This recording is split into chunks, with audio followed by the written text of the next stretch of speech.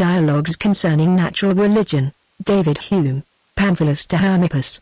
It has been remarked, my Hermippus, that though the ancient philosophers conveyed most of their instruction in the form of dialogue, this method of composition has been little practiced in later ages, and has seldom succeeded in the hands of those who have attempted it. Accurate and regular argument, indeed, such as is now expected of philosophical inquirers, naturally throws a man into the methodical and didactic manner, where he can immediately, without preparation, explain the point at which he aims, and thence proceed, without interruption, to deduce the proofs on which it is established. To deliver a system in conversation, scarcely appears natural, and while the dialogue writer desires, by departing from the direct style of composition, to give a freer air to his performance, and avoid the appearance of author and reader, he is apartment to run into a worse inconvenience, and convey the image of pedagogue and pupil. Or, if he carries on the dispute in the natural spirit of good company, by throwing in a variety of topics, and preserving a proper balance among the speakers, he often loses so much time in preparations and transitions, that the reader will scarcely think himself compensated, by all the graces of dialogue, for the order, brevity, and precision, which are sacrificed to them. There are some subjects, however, to which dialogue writing is peculiarly adapted, and where it is still preferable to the direct and simple method of composition. Any point of doctrine, which is so obvious that it scarcely admits of dispute, but at the same time so important that it cannot be too often inculcated, seems to require some such method of handling it, where the novelty of the manner may compensate the triteness of the subject, where the vivacity of conversation may enforce the precept, and where the variety of lights, presented by various personages and characters, may appear neither tedious nor redundant. Any question of philosophy, on the other hand, which is so obscure and uncertain, that human reason can reach no fixed determination with regard to it, if it should be treated at all, seems to lead us naturally into the style of dialogue and conversation. Reasonable men may be allowed to differ, where no one can reasonably be positive. Opposite sentiments, even without any decision, afford an agreeable amusement, and if the subject be curious and interesting, the book carries us, in a manner, into company, and unites the two greatest and purest pleasures of human life, study and society. Happily, these circumstances are all to be found in the subject of natural religion. What truth so obvious, so certain, as the being of a God, which the most ignorant ages have acknowledged, for which the most refined geniuses have ambitiously striven to produce new proofs and arguments? What truth so important as this, which is the ground of all our hopes, the surest foundation of morality, the firmest support of society, and the only principle which ought never to be a moment absent from our thoughts and meditations? But, in treating of this obvious and important truth, what obscure questions occur concerning the nature of that divine being, his attributes, his decrees, his plan of providence? These have been always subjected to the disputations of men. Concerning these human reason has not reached any certain determination. But these are topics so interesting, that we cannot restrain our restless inquiry with regard to them, though nothing but doubt, uncertainty, and contradiction, have as yet been the result of our most accurate researches. This I had lately occasion to observe, while I passed, as usual, part of the summer season with Cleanthes, and was present at those conversations of his with Philo and Demea, of which I gave you lately some imperfect account. Your curiosity, you then told me, was so excited, that I must, of necessity, enter into a more exact detail of their reasonings, and display those various systems which they advanced with regard to so delicate a subject as that of natural religion. The remarkable contrast in their characters still further raised your expectations, while you opposed the accurate philosophical turn of Cleanthes to the careless skepticism of Philo, or compared either of their dispositions with the rigid inflexible orthodoxy of Demea. My youth rendered me a mere auditor of their disputes, and that curiosity, natural to the early season of life, has so deeply imprinted in my memory the whole chain and connection of their arguments, that, I hope, I shall not omit or confound any considerable part of them in the recital. Part 1.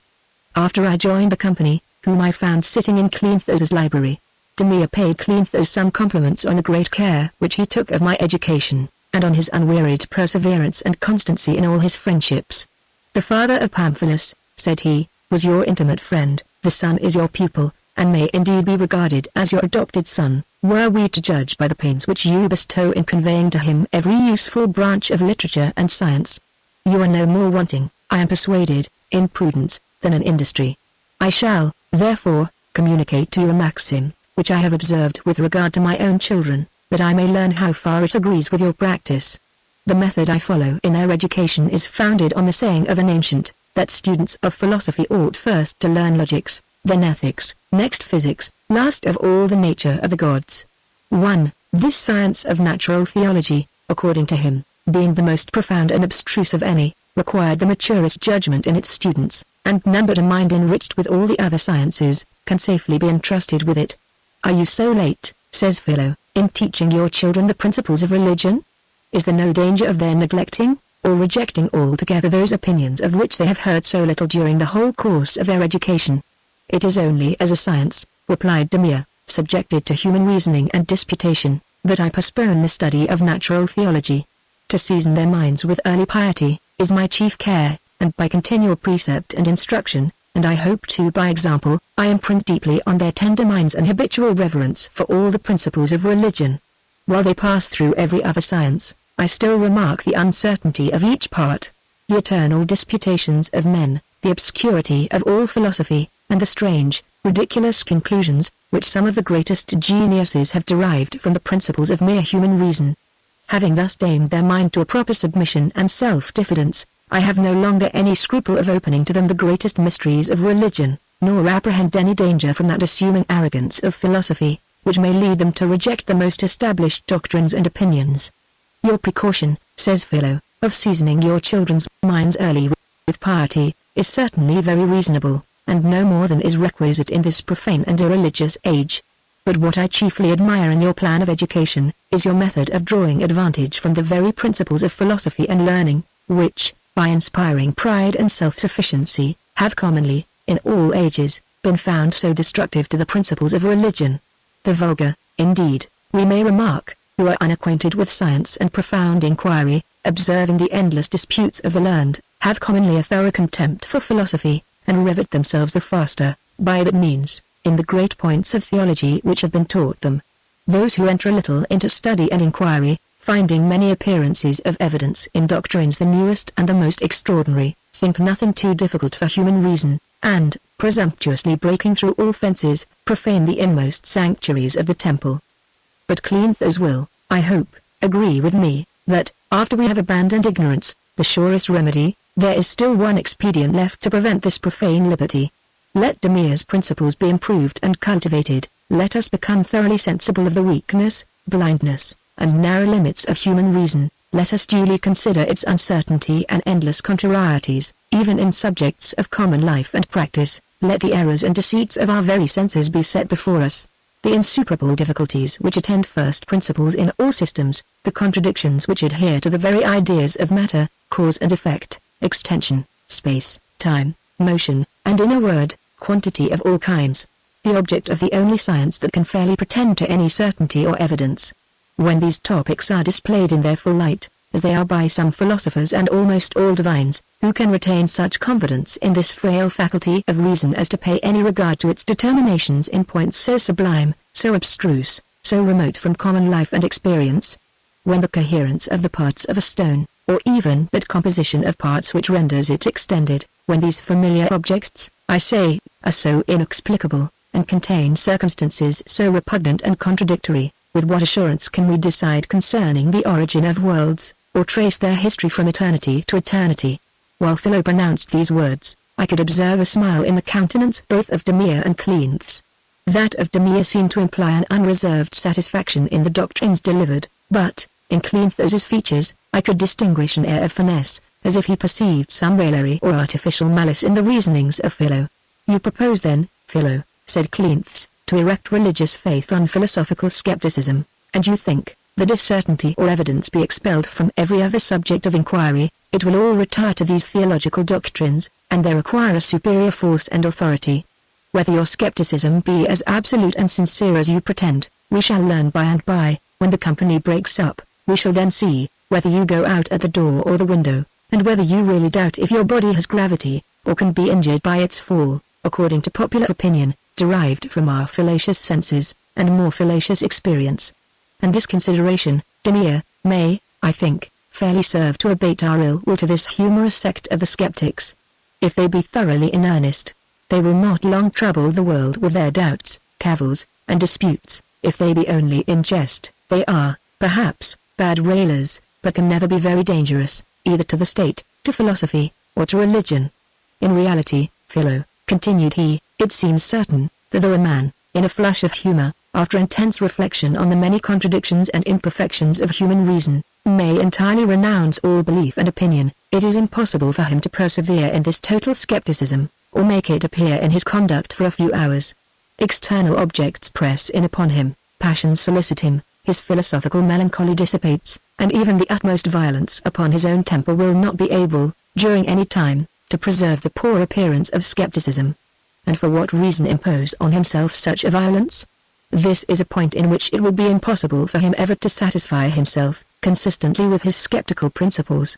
So that, upon the whole, nothing could be more ridiculous than the principles of the ancient Paionians, if in reality they endeavored, as is pretended, to extend, throughout, the same skepticism which they had learned from the declamations of their schools, and which they ought to have confined to them.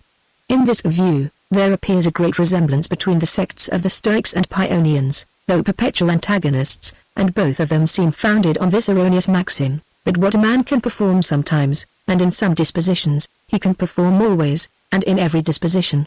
When the mind, by stoical reflections, is elevated into a sublime enthusiasm of virtue, and strongly smit with any species of honor or public good, the utmost bodily pain and sufferings will not prevail over such a high sense of duty, and it is possible, perhaps, by its means, even to smile and exult in the midst of tortures.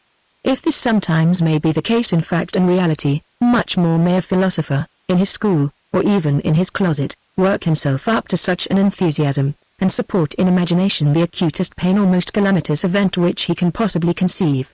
But how shall he support this enthusiasm itself? The bent of his mind relaxes, and cannot be recalled at pleasure, avocations lead him astray, misfortunes attack him unawares, and the philosopher sinks by degrees into the plebeian. I allow of your comparison between the Stoics and skeptics, replied Philo. But you may observe, at the same time, that through the mind cannot, in Stoicism, support the highest flights of philosophy, yet, even when it sinks lower, it still retains somewhat of its former disposition, and the effects of the Stoic's reasoning will appear in his conduct in common life, and through the whole tenor of his actions. The ancient schools, particularly that of Zeno, produced examples of virtue and constancy which seem astonishing to present times. Vain wisdom all and false philosophy, yet with a pleasing sorcery could charm, pain, for a while, or anguish, and excite, fallacious hope, or arm the obdurate breast, with stubborn patience, as with triple steel. In like manner, if a man has accustomed himself to skeptical considerations on the uncertainty and narrow limits of reason, he will not entirely forget them when he turns his reflection on other subjects, but in all his philosophical principles and reasoning, I dare not say in his common conduct, he will be found different from those, who either never formed any opinions in the case, or have entertained sentiments more favorable to human reason.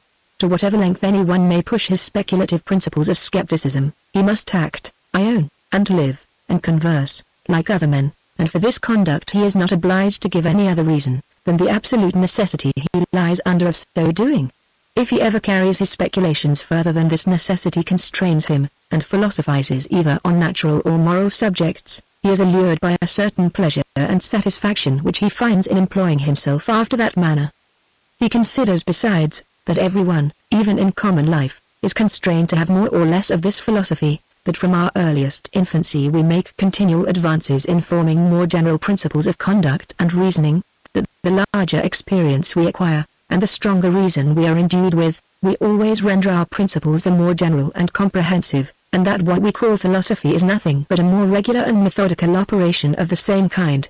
To philosophize on such subjects, is nothing essentially different from reasoning on common life, and we may only expect greater stability, if not greater truth, from our philosophy, on account of its exacter and more scrupulous method of proceeding. But when we look beyond human affairs and the properties of the surrounding bodies, when we carry our speculations into the two eternities, before and after the present state of things, into the creation and formation of the universe, the existence and properties of spirits, the powers and operations of one universal spirit existing without beginning and without end, omnipotent, omniscient, immutable, infinite, and incomprehensible, we must be far removed from the smallest tendency to skepticism not to be apprehensive, that we have here got quite beyond the reach of our faculties. So long as we confine our speculations to trade, or morals, or politics, or criticism, we make appeals, every moment, to common sense and experience, which strengthen our philosophical conclusions, and remove, at least in part, the suspicion which we so justly entertain with regard to every reasoning that is very subtle and refined. But, in theological reasonings, we have not this advantage, while, at the same time, we are employed upon objects, which, we must be sensible, are too large for our grasp, and of all others, require most to be familiarized to our apprehension. We are like foreigners in a strange country, to whom everything must seem suspicious, and who are in danger every moment of transgressing against the laws and customs of the people with whom they live and converse. We know not how far we ought to trust our vulgar methods of reasoning in such a subject, since, even in common life, and in that province which is peculiarly appropriated to them, we cannot account for them, and are entirely guided by a kind of instinct or necessity in employing them. All skeptics pretend, that, if reason be considered in an abstract view, it furnishes invincible arguments against itself, and that we could never attain any conviction or assurance, on any subject, were not the skeptical reasonings so refined and subtle, that they are not able to counterpoise the more solid and more natural arguments derived from the senses and experience. But it is evident, whenever our arguments lose this advantage, and run wide of common life, that the most refined skepticism comes to be upon a footing with them, and is able to oppose and counterbalance them. The one has no more weight than the other. The mind must remain in suspense between them, and it is that very suspense or balance, which is the triumph of skepticism. But I observe, says Cleanthes, with regard to you, Philo, and all speculative skeptics, that your doctrine and practice are as much at variance in the most abstruse points of theory as in the conduct of common life. Wherever evidence discovers itself, you adhere to it, notwithstanding your pretended skepticism, and I can observe, too, some of your sect to be as decisive as those who make greater professions of certainty and assurance. In reality, would not a man be ridiculous, who pretended to reject Newton's explication of the wonderful phenomenon of the rainbow, because that explication gives a minute anatomy of the rays of light, a subject, forsooth, too refined for human comprehension? And what would you say to one, who, having nothing particular to object to the arguments of Copernicus and Galileo for the motion of the earth, should withhold his assent, on that general principle, that these subjects were too magnificent and remote to be explained by the narrow and fallacious reason of mankind? There is indeed the kind of brutish and ignorant skepticism, as you well observed, which gives the vulgar a general prejudice against what they do not easily understand, and makes them reject every principle which requires elaborate reasoning to prove and establish it. This species of skepticism is fatal to knowledge, not to religion, since we find, that those who make greatest profession of it, give often their assent, not only to the great truths of theism and natural theology, but even to the most absurd tenets which a traditional superstition has recommended to them. They firmly believe in witches, though they will not believe nor attend to the most simple proposition of Euclid. But the refined and philosophical skeptics fall into an inconsistence of an opposite nature. They push their researches into the most abstruse corners of science, and their assent attends them in every step, proportioned to the evidence which they meet with. They are even obliged to acknowledge, that the most abstruse and remote objects are those which are best explained by philosophy. Light is in reality anatomized.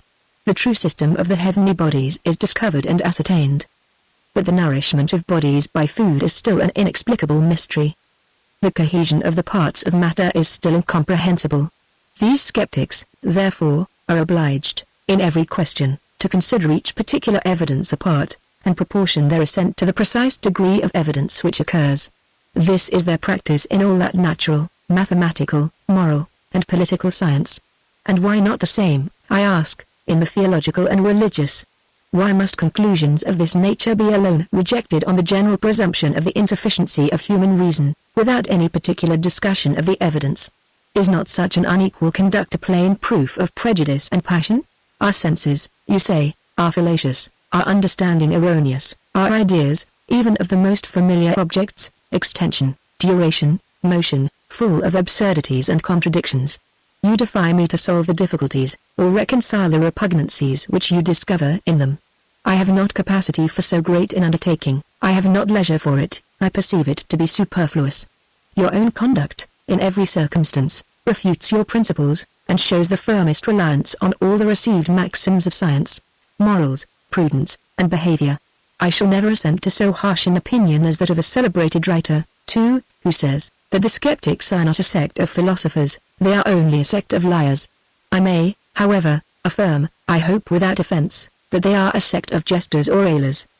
But for my part, whenever I find myself disposed to mirth and amusement, I shall certainly choose my entertainment of a less perplexing and abstruse nature. A comedy, a novel, or at most a history, seems a more natural recreation than such metaphysical subtleties and abstractions. In vain would the skeptic make a distinction between science and common life, or between one science and another.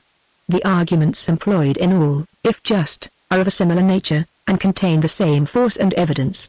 Or if there be any difference among them, the advantage lies entirely on the side of theology and natural religion.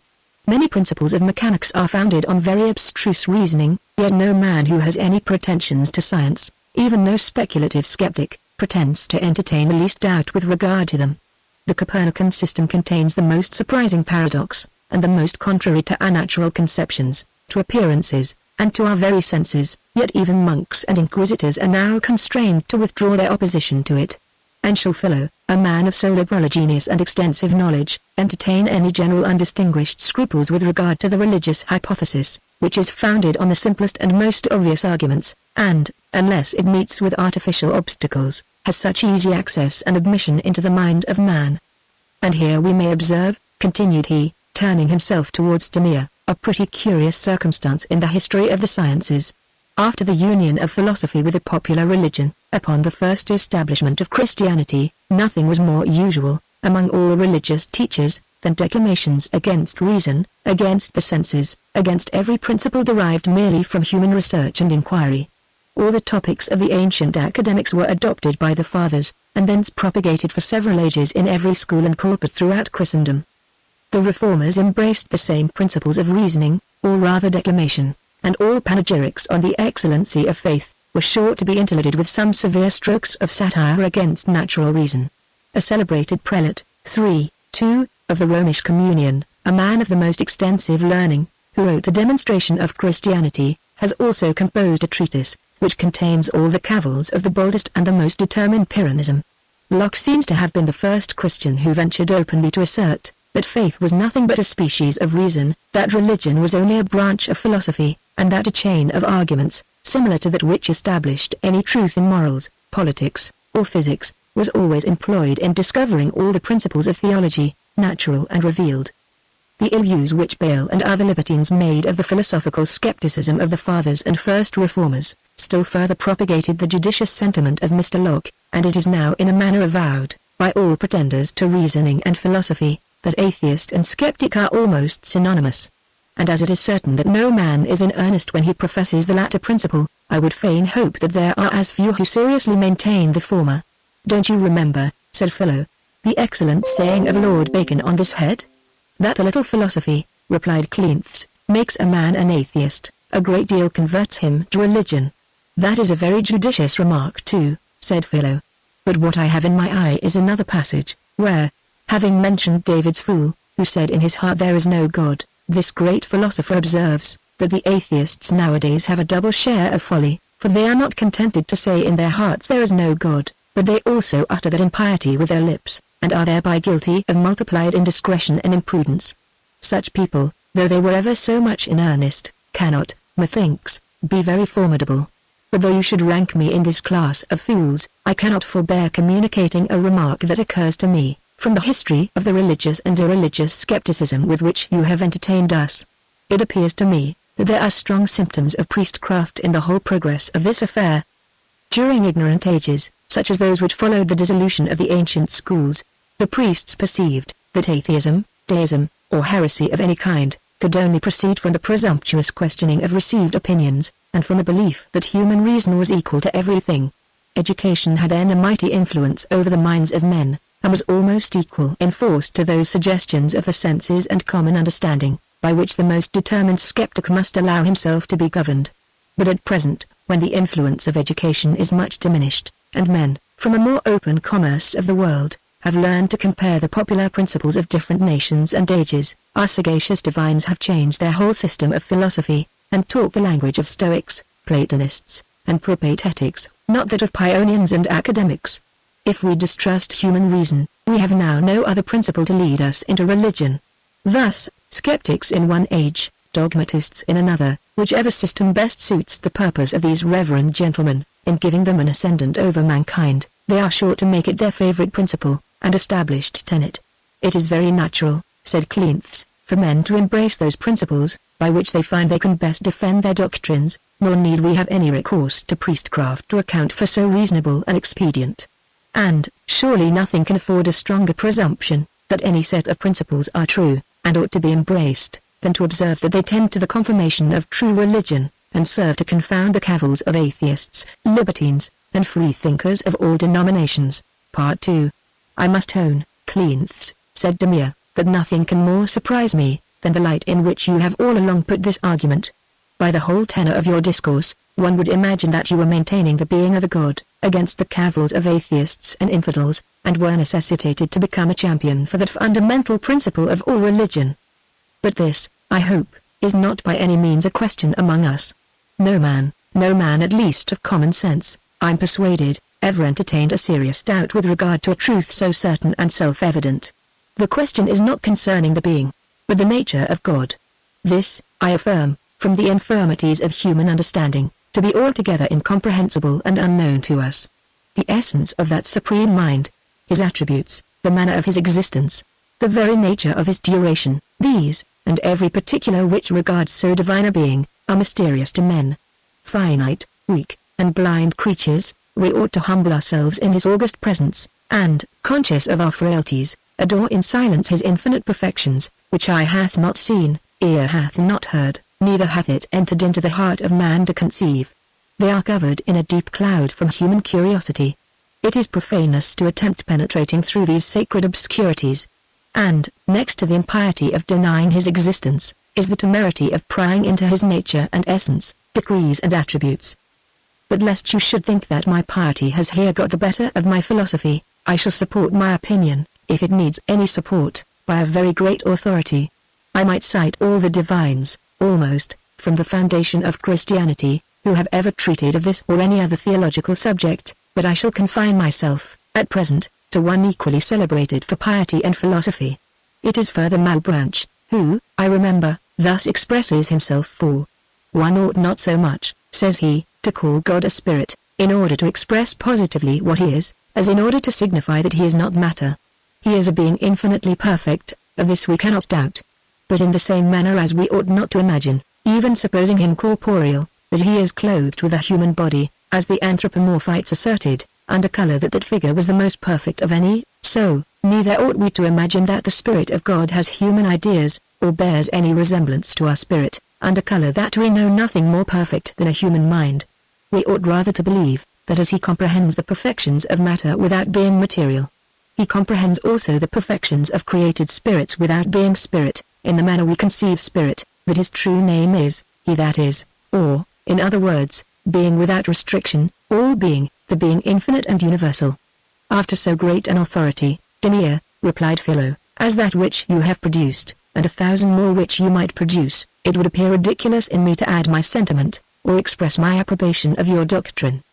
But surely, where reasonable men treat these subjects, the question can never be concerning the being, but only the nature, of the deity. The former truth, as you well observe, is unquestionable and self-evident.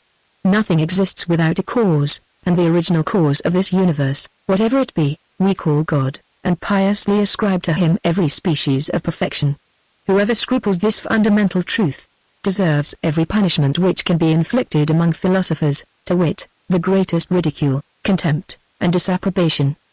But as all perfection is entirely relative, we ought never to imagine that we comprehend the attributes of this divine being, or to suppose that his perfections have any analogy or likeness to the perfections of a human creature. Wisdom, thought, design, knowledge, these we justly ascribe to him, because these words are honorable among men, and we have no other language or other conceptions by which we can express our adoration of him. But let us beware, lest we think that our ideas unwise correspond to his perfections, or that his attributes have any resemblance to these qualities among men. He is infinitely superior to our limited view and comprehension, and is more the object of worship in the temple, than of disputation in the schools. In reality, Cleanthes, continued he, there is no need of having recourse to that affected skepticism so displeasing to you, in order to come at this determination. Our ideas reach no further than our experience. We have no experience of divine attributes and operations. I need not conclude my syllogism. You can draw the inference yourself. And it is a pleasure to me, and I hope to you too, that just reasoning and sound piety here concur in the same conclusion, and both of them establish the adorably mysterious and incomprehensible nature of the Supreme Being. Not to lose any time in circumlocutions, said Cleanthes, addressing himself to Demea, much less in replying to the pious declamations of Philo, I shall briefly explain how I conceive this matter. Look round the world, contemplate the whole and every part of it, you will find it to be nothing but one great machine, subdivided into an infinite number of lesser machines, which again admit of subdivisions to a degree beyond what human senses and faculties can trace and explain. All these various machines, and even their most minute parts, are adjusted to each other with an accuracy which ravishes into admiration all men who have ever contemplated them. The curious adapting of means to ends, throughout all nature, resembles exactly, though it much exceeds, the productions of human contrivance, of human designs, thought, wisdom, and intelligence. Since, therefore, the effects resemble each other, we are led to infer, by all the rules of analogy, that the causes also resemble, and that the author of nature is somewhat similar to the mind of man, though possessed of much larger faculties, proportioned to the grandeur of the work which he has executed. By this argument a posteriori, and by this argument alone, do we prove at once the existence of a deity, and his similarity to human mind and intelligence. I shall be so free, Cleanthes, said Demea, as to tell you, that from the beginning, I could not approve of your conclusion concerning the similarity of the deity to men, still less can I approve of the mediums by which you endeavor to establish it. What? No demonstration of the being of God. No abstract arguments. No proofs a priori. Are these, which have hitherto been so much insisted on by philosophers, all fallacy, all sophism?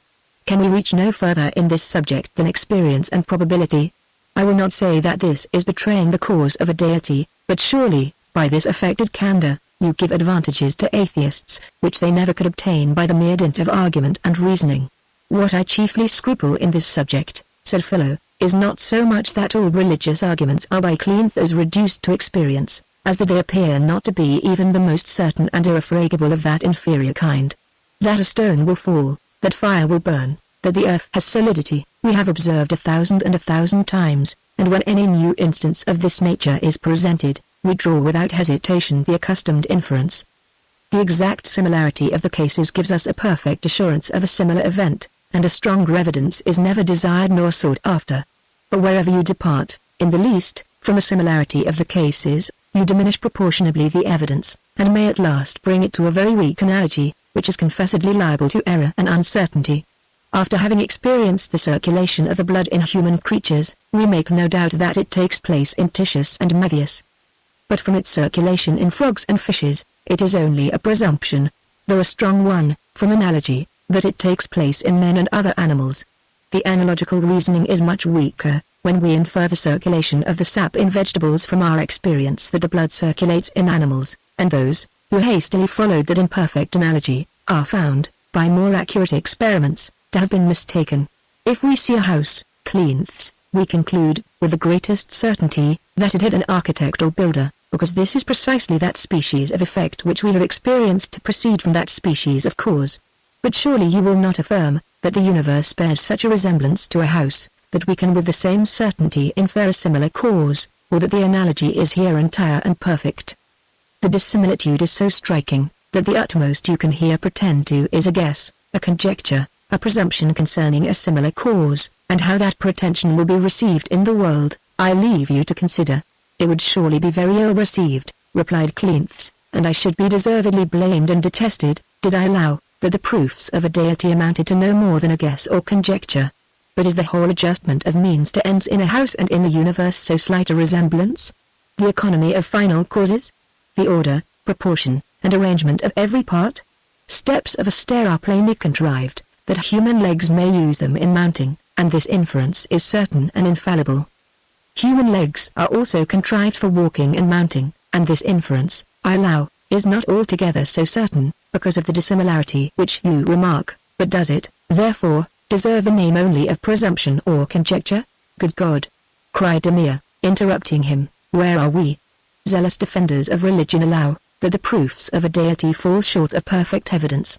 And you, Philo, on whose assistance I depended in proving the adorable mysteriousness of the divine nature, do you assent to all these extravagant opinions of Cleanth's? For what other name can I give them? Or, why spare my censure, when such principles are advanced, supported by such an authority, before so young a man as Pamphilus? You seem not to apprehend, replied Philo, that I argue with Cleanth as in his own way, and, by showing him the dangerous consequences of his tenets, hope at last to reduce him to our opinion.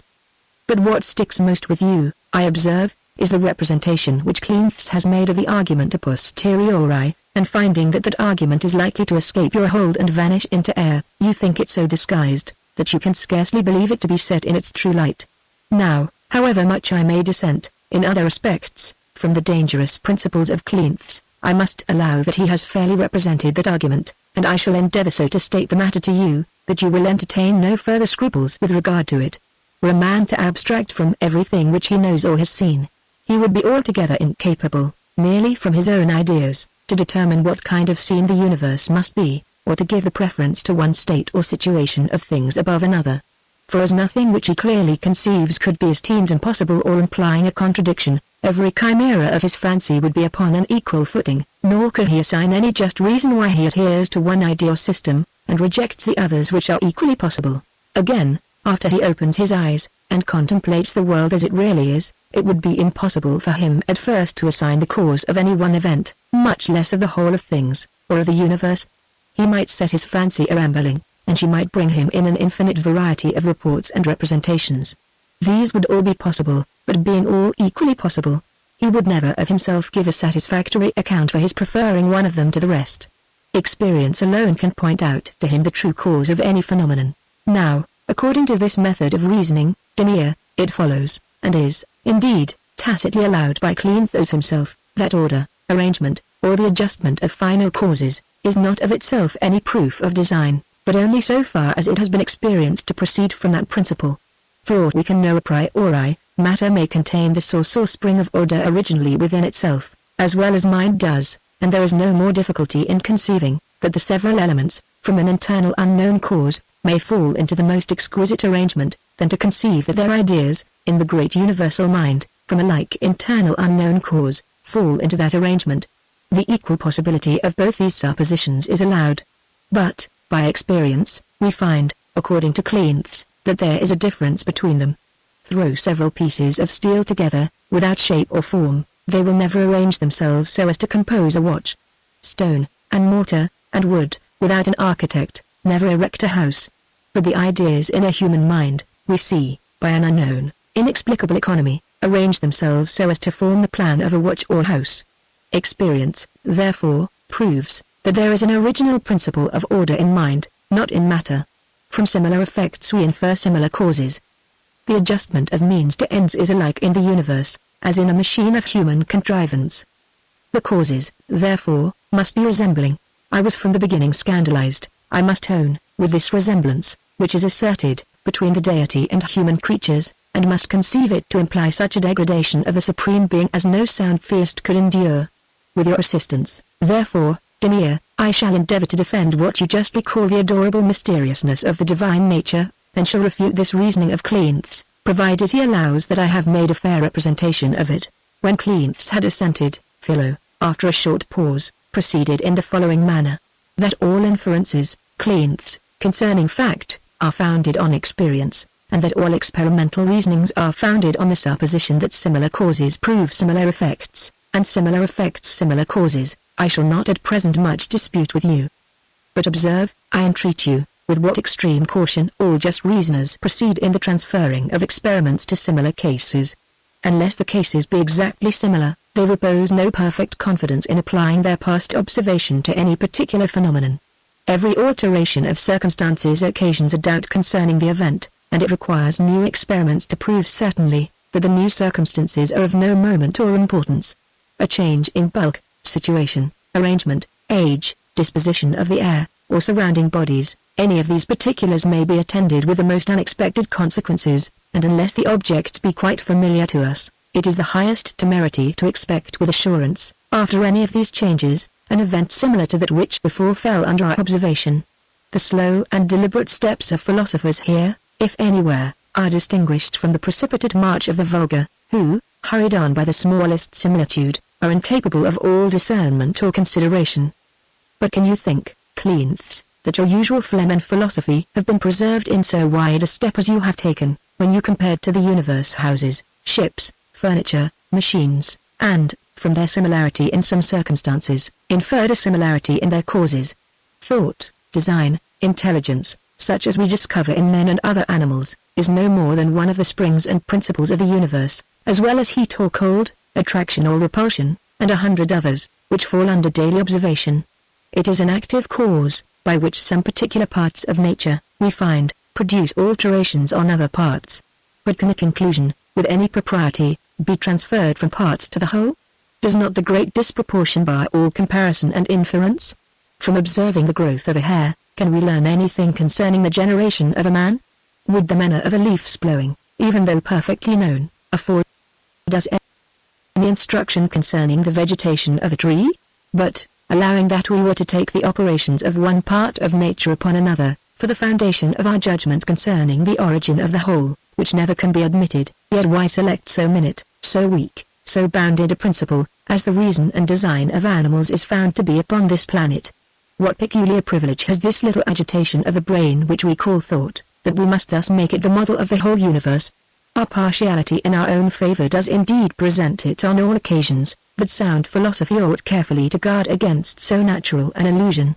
So far from admitting, continued Philo, that the operations of a part can afford us any just conclusion concerning the origin of the whole, I will not allow any one part to form a rule for another part, if the latter be very remote from the former. Is there any reasonable ground to conclude, that the inhabitants of other planets possess thought, intelligence, reason, or anything similar to these faculties in men? When nature has so extremely diversified her manner of operation in this small globe, can we imagine that she incessantly copies herself throughout so immense a universe? And if thought, as we may well suppose, be confined merely to this narrow corner, and has even the so limited a sphere of action, with what propriety can we assign it for the original cause of all things? The narrow views of a peasant, who makes his domestic economy the rule for the government of kingdoms, is in comparison a pardonable sophism.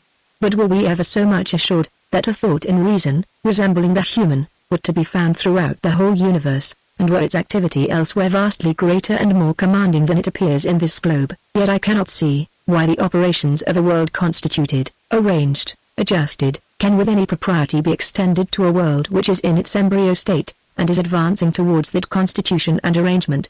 By observation, we know somewhat of the economy, action, and nourishment of a finished animal, but we must transfer with great caution that observation to the growth of a fetus in the womb, and still more to the formation of an animalcule in the loins of its male parent.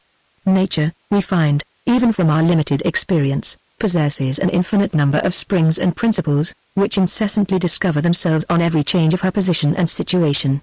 And what new and unknown principles would actuate her in so new and unknown a situation as that of the formation of a universe, we cannot, without the utmost temerity, pretend to determine. A very small part of this great system, during a very short time, is very imperfectly discovered to us, and do we thence pronounce decisively concerning the origin of the whole? Admirable conclusion. Stone, wood, brick, iron, brass, have not, at this time, in this minute globe of earth, an order or arrangement without human art and contrivance, therefore the universe could not originally attain its order and arrangement, without something similar to human art. But is a part of nature a rule for another part very wide of the former? Is it a rule for the whole? Is a very small part a rule for the universe? Is nature in one situation, a certain rule for nature in another situation vastly different from the former? And can you blame me, Cleanthes, if I here imitate the prudent reserve of Simonides, who, according to the noted story, being asked by Hiero, what God was, desired a day to think of it, and then 2 days more, and after that manner continually prolonged the term, without ever bringing in his definition or description? Could you even blame me, if I had answered at first, that I did not know, and was sensible that this subject lay vastly beyond the reach of my faculties? You might cry out skeptic and railer, as much as you pleased, but having found, in so many other subjects much more familiar, the imperfections and even contradictions of human reason, I never should expect any success from its feeble conjectures, in a subject so sublime, and so remote from the sphere of our observation. When 2 species of objects have always been observed to be conjoined together, I can infer, by custom, the existence of one wherever I see the existence of the other, and this I call an argument from experience. But how this argument can have place, where the objects, as in the present case, are single, individual, without parallel, or specific resemblance, may be difficult to explain. And will any man tell me with a serious countenance, that an orderly universe must arise from some thought and art like the human, because we have experience of it? To ascertain this reasoning, it were requisite that we had experience of the origin of worlds, and it is not sufficient, surely, that we have seen ships and cities arise from human art and contrivance. Philo was proceeding in this vehement manner, somewhat between jest and earnest, as it appeared to me, when he observed some signs of impatience in Cleanthes, and then immediately stopped short. "What I had to suggest," said Cleanthes, "is only that you would not abuse terms, or make use of popular expressions to subvert philosophical reasonings. You know, that the vulgar often distinguish reason from experience, even where the question relates only to matter of fact and existence, though it is found, where that reason is properly analyzed, that it is nothing but a species of experience. To prove by experience the origin of the universe from mind, is not more contrary to common speech, than to prove the motion of the earth from the same principle. And a caviller might raise all the same objections to the Copernican system, which you have urged against my reasonings. Have you other earths, might he say, which you have seen to move?" "Have. Yes," cried Philo, interrupting him, "we have other earths.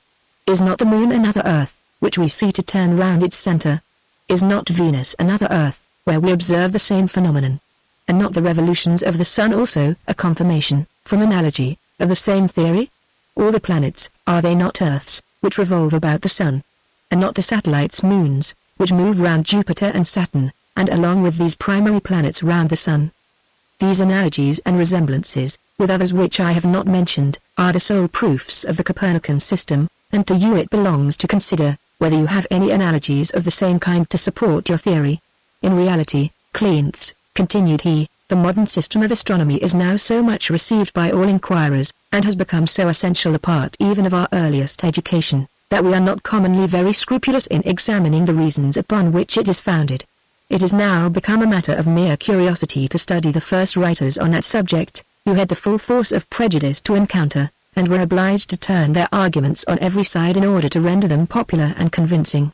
But if we peruse Galileo's famous dialogues concerning the system of the world, we shall find, that that great genius, one of the sublimest that ever existed, first bent all his endeavors to prove, that there was no foundation for the distinction commonly made between elementary and celestial substances.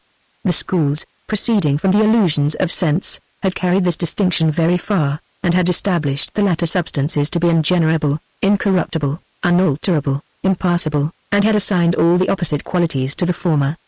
But Galileo, beginning with the moon, proved its similarity in every particular to the earth, its convex figure, its natural darkness when not illuminated, its density, its distinction into solid and liquid, the variations of its phases, the mutual illuminations of the earth and moon, their mutual eclipses, the inequalities of the lunar surface, and sea. After many instances of this kind, with regard to all the planets, men plainly saw that these bodies became proper objects of experience, and that the similarity of their nature enabled us to extend the same arguments and phenomena from one to the other. In this cautious proceeding of the astronomers, you may read your own condemnation, Cleanthes, or rather may see, that the subject in which you are engaged exceeds all human reason and inquiry. Can you pretend to show any such similarity between the fabric of a house, and the generation of a universe? Have you ever seen nature in any such situation as resembles the first arrangement of the elements? Have worlds ever been formed under your eye, and have you had leisure to observe the whole progress of the phenomenon, from the first appearance of order to its final consummation? If you have, then cite your experience, and deliver your theory. Part 3. How the most absurd argument, replied Cleanthes, in the hands of a man of ingenuity and invention, may acquire an air of probability. Are you not aware, Philo, that it became necessary for Copernicus and his first disciples to prove the similarity of the terrestrial and celestial matter, because several philosophers, blinded by old systems, and supported by some sensible appearances, had denied this similarity? But that it is by no means necessary, that theists should prove the similarity of the works of nature to those of art, because this similarity is self-evident and undeniable? The same matter, a like form, what more is requisite to show an analogy between their causes, and to ascertain the origin of all things from a divine purpose and intention? Your objections, I must freely tell you, are no better than the abstruse cavils of those philosophers who denied motion, and ought to be refuted in the same manner, by illustrations, examples, and instances, rather than by serious argument and philosophy. Suppose, therefore, that an articulate voice were heard in the clouds, much louder and more melodious than any which human art could ever reach. Suppose that this voice were extended in the same instant over all nations, and spoke to each nation in its own language and dialect. Suppose that the words delivered not only contain a just sense and meaning, but convey some instruction altogether worthy of a benevolent being, superior to mankind. Could you possibly hesitate a moment concerning the cause of this voice? And must you not instantly ascribe it to some design or purpose? Yet I cannot see but all the same objections, if they merit that appellation, which lie against the system of theism, may also be produced against this inference.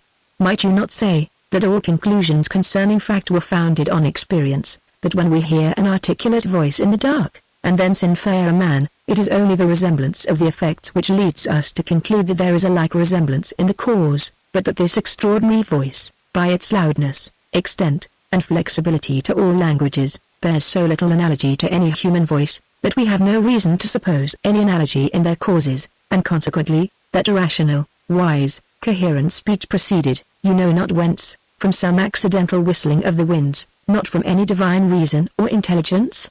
You see clearly your own objections in these cavils, and I hope too you see clearly, that they cannot possibly have more force in the one case than in the other.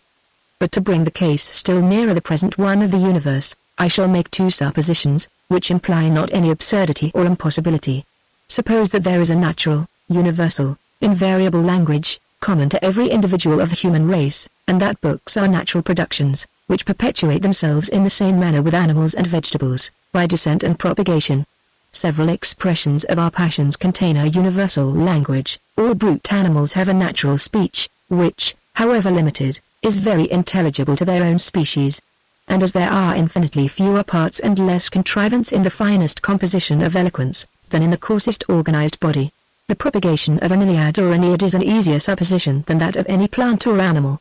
Suppose, therefore, that you enter into your library, thus peopled by natural volumes, containing the most refined reason and the most exquisite beauty. Could you possibly open one of them, and doubt that its original cause bore the strongest analogy to mind and intelligence?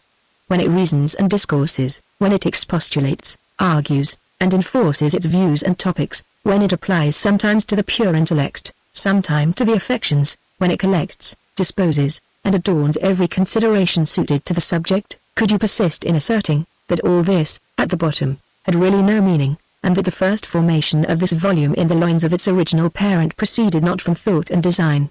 Your obstinacy, I know, reaches not that degree of firmness. Even your skeptical play and wantonness would be abashed at so glaring an absurdity. But if there be any difference, Philo, between this supposed case and the real one of the universe, it is all to the advantage of the latter. The anatomy of an animal affords many stronger instances of design than the perusal of Livy or Tacitus, and any objection which you start in the former case, by carrying me back to so unusual and extraordinary a scene as the first formation of worlds, the same objection has place on the supposition of our vegetating library. Choose, then, your party, Philo, without ambiguity or evasion. Assert either that a rational volume is no proof of a rational cause, or admit of a similar cause to all the works of nature. Let me here observe too, continued Cleanthes, that this religious argument, instead of being weakened by that skepticism so much affected by you, rather acquires force from it, and becomes more firm and undisputed. To exclude all argument or reasoning of every kind, is either affectation or madness. The declared profession of every reasonable skeptic is only to reject abstruse, remote, and refined arguments, to adhere to common sense and the plain instincts of nature, and to assent, wherever any reasons strike him with so full a force that he cannot, without the greatest violence, prevent it. Now the arguments for natural religion are plainly of this kind, and nothing but the most perverse, obstinate metaphysics can reject them.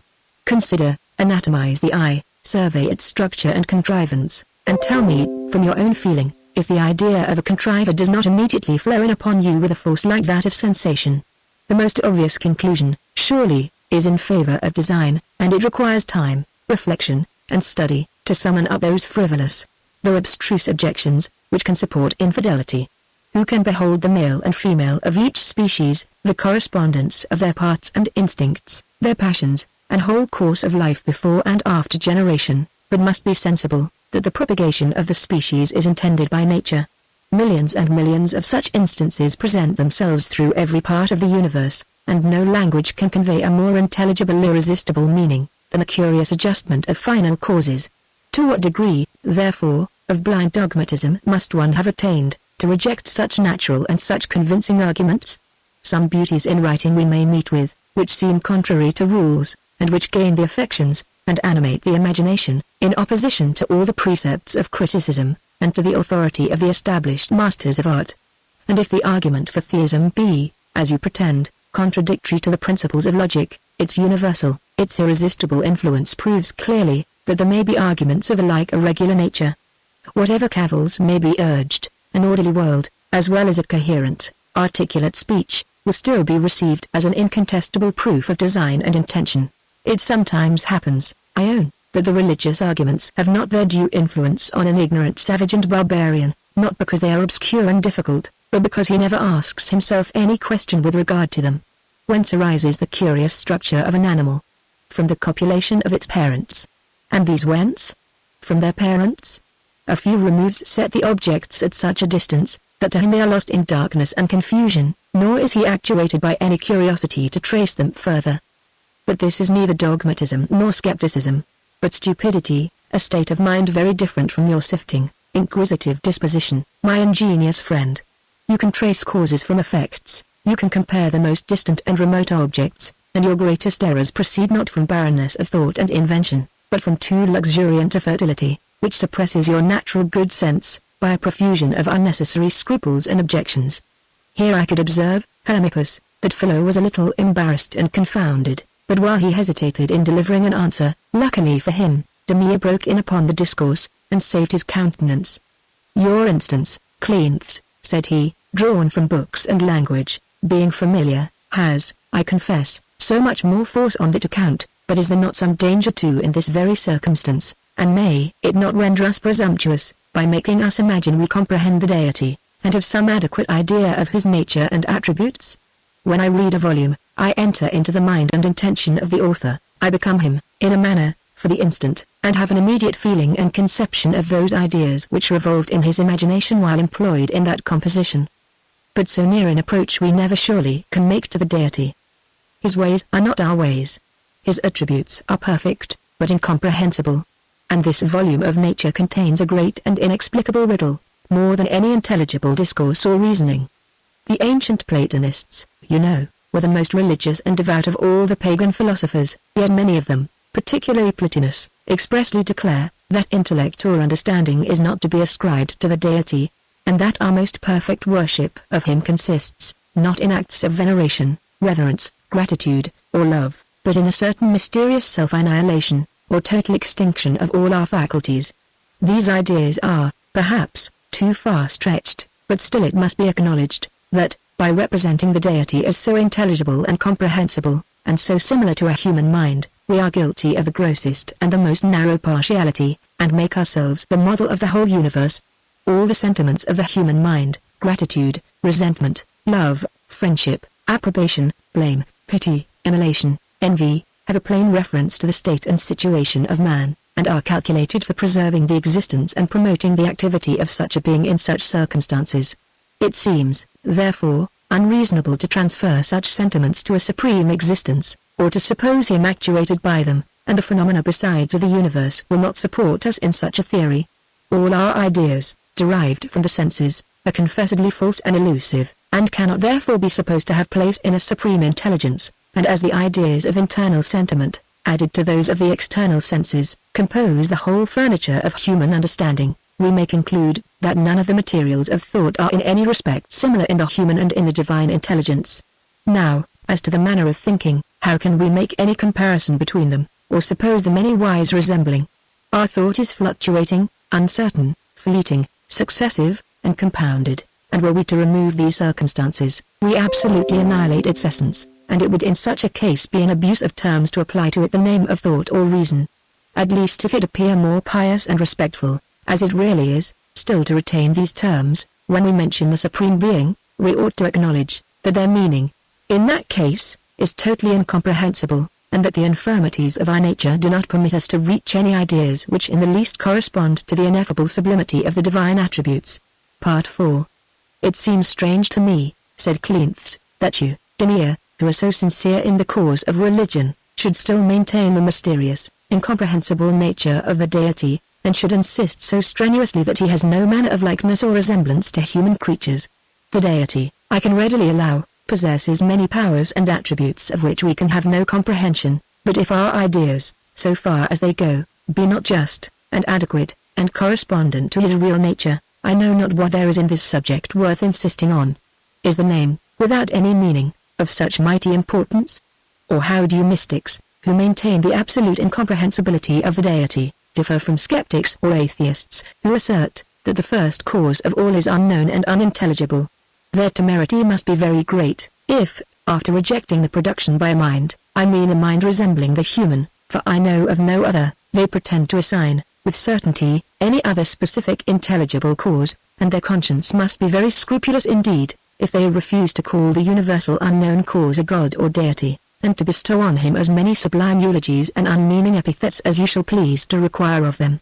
Who could imagine, replied Demea, that Cleanthes, the calm philosophical Cleanthes, would attempt to refute his antagonists by affixing a nickname to them, and, like the common bigots and inquisitors of the age, have recourse to invective and declamation, instead of reasoning? Or does he not perceive, that these topics are easily retorted, and that anthropomorphite is an appellation as invidious, and implies as dangerous consequences, as the epithet of mystic, with which he has honored us? In reality, Cleanthes, consider what it is you assert when you represent the deity as similar to a human mind and understanding. What is the soul of man?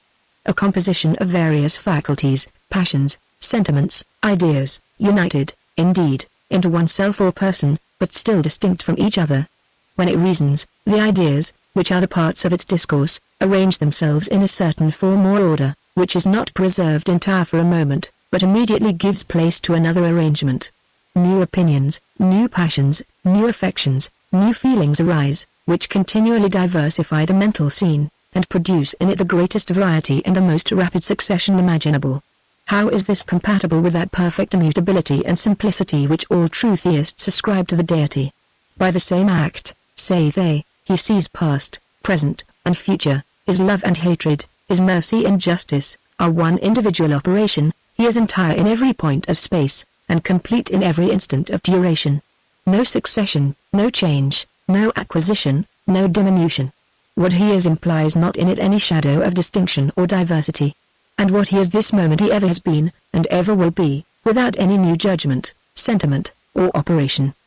He stands fixed in one simple, perfect state, nor can you ever say, with any propriety, that this act of his is different from that other, or that this judgment or idea has been lately formed, and will give place, by succession, to any different judgment or idea. I can readily allow, said Cleanthes, that those who maintain the perfect simplicity of the Supreme Being, to the extent in which you have explained it, are complete mystics, and chargeable with all the consequences which I have drawn from their opinion. They are, in a word, atheists, without knowing it. For though it be allowed, that the deity possesses attributes of which we have no comprehension, yet ought we never to ascribe to him any attributes which are absolutely incompatible with that intelligent nature essential to him. A mind, whose acts and sentiments and ideas are not distinct and successive, one, that is wholly simple, and totally immutable, is a mind which has no thought, no reason, no will, no sentiment, no love, no hatred, or, in a word, is no mind at all. It is an abuse of terms to give it that appellation, and we may as well speak of limited extension without figure, or of number without composition. Pray consider, said Philo, whom you are at present inveighing against. You are honouring with the appellation of atheist all the sound, orthodox divines, almost, who have treated of this subject, and you will at last be, yourself, found, according to your reckoning, the only sound theist in the world. But if idolaters be atheists, as, I think, may justly be asserted, and Christian theologians the same, what becomes of the argument, so much celebrated, derived from the universal consent of mankind? But because I know you are not much swayed by names and authorities, I shall endeavor to show you, a little more distinctly, the inconveniences of that anthropomorphism, which you have embraced, and shall prove, that there is no ground to suppose a plan of the world to be formed in the divine mind, consisting of distinct ideas, differently arranged, in the same manner as an architect forms in his head the plan of a house which he intends to execute. It is not easy, I own, to see what is gained by this supposition, whether we judge of the matter by reason or by experience. We are still obliged to mount higher, in order to find the cause of this cause, which you had assigned as satisfactory and conclusive. If reason, I mean abstract reason, derived from inquiries a priori, be not alike mute with regard to all questions concerning cause and effect, this sentence at least it will venture to pronounce, that a mental world, or universe of ideas, requires a cause as much, as does a material world, or universe of objects, and, if similar in its arrangement, must require a similar cause. For what is there in this subject, which should occasion a different conclusion or inference? In an abstract view, they are entirely alike, and no difficulty attends the one supposition, which is not common to both of them. Again, when you will needs force experience to pronounce some sentence, even on these subjects which lie beyond her sphere, neither can she perceive any material difference in this particular, between these two kinds of worlds, but finds them to be governed by similar principles, and to depend upon an equal variety of causes in their operations. We have specimens in miniature of both of them. Our own mind resembles the one, a vegetable or animal body the other. Let experience, therefore, judge from these samples. Nothing seems more delicate, with regard to its causes, than thought, and as these causes never operate in two persons after the same manner, so we never find two persons who think exactly alike. Nor indeed does the same person think exactly alike at any two different periods of time. A difference of age, of the disposition of his body, of weather, of food, of company, of books, of passions, any of these particulars, or others more minute, are sufficient to alter the curious machinery of thought, and communicate to it very different movements and operations. As far as we can judge, vegetables and animal bodies are not more delicate in their motions, nor depend upon a greater variety or more curious adjustment of springs and principles. How, therefore, shall we satisfy ourselves concerning the cause of that being whom you suppose the author of nature, or, according to your system of anthropomorphism, the ideal world, into which you trace the material? Have we not the same reason to trace that ideal world into another ideal world, or new intelligent principle? But if we stop, and go no further, why go so far? Why not stop at the material world? How can we satisfy ourselves without going on in infinitum? And, after all, what satisfaction is there in that infinite progression? Let us remember the story of the Indian philosopher and his elephant. It was never more applicable than to the present subject. If the material world rests upon a similar ideal world, this ideal world must rest upon some other, and so on, without end. It were better, therefore, never to look beyond the present material world. By supposing it to contain the principle of its order within itself, we really assert it to be God, and the sooner we arrive at that divine being, so much the better. When you go one step beyond the mundane system, you only excite an inquisitive humor which it is impossible ever to satisfy.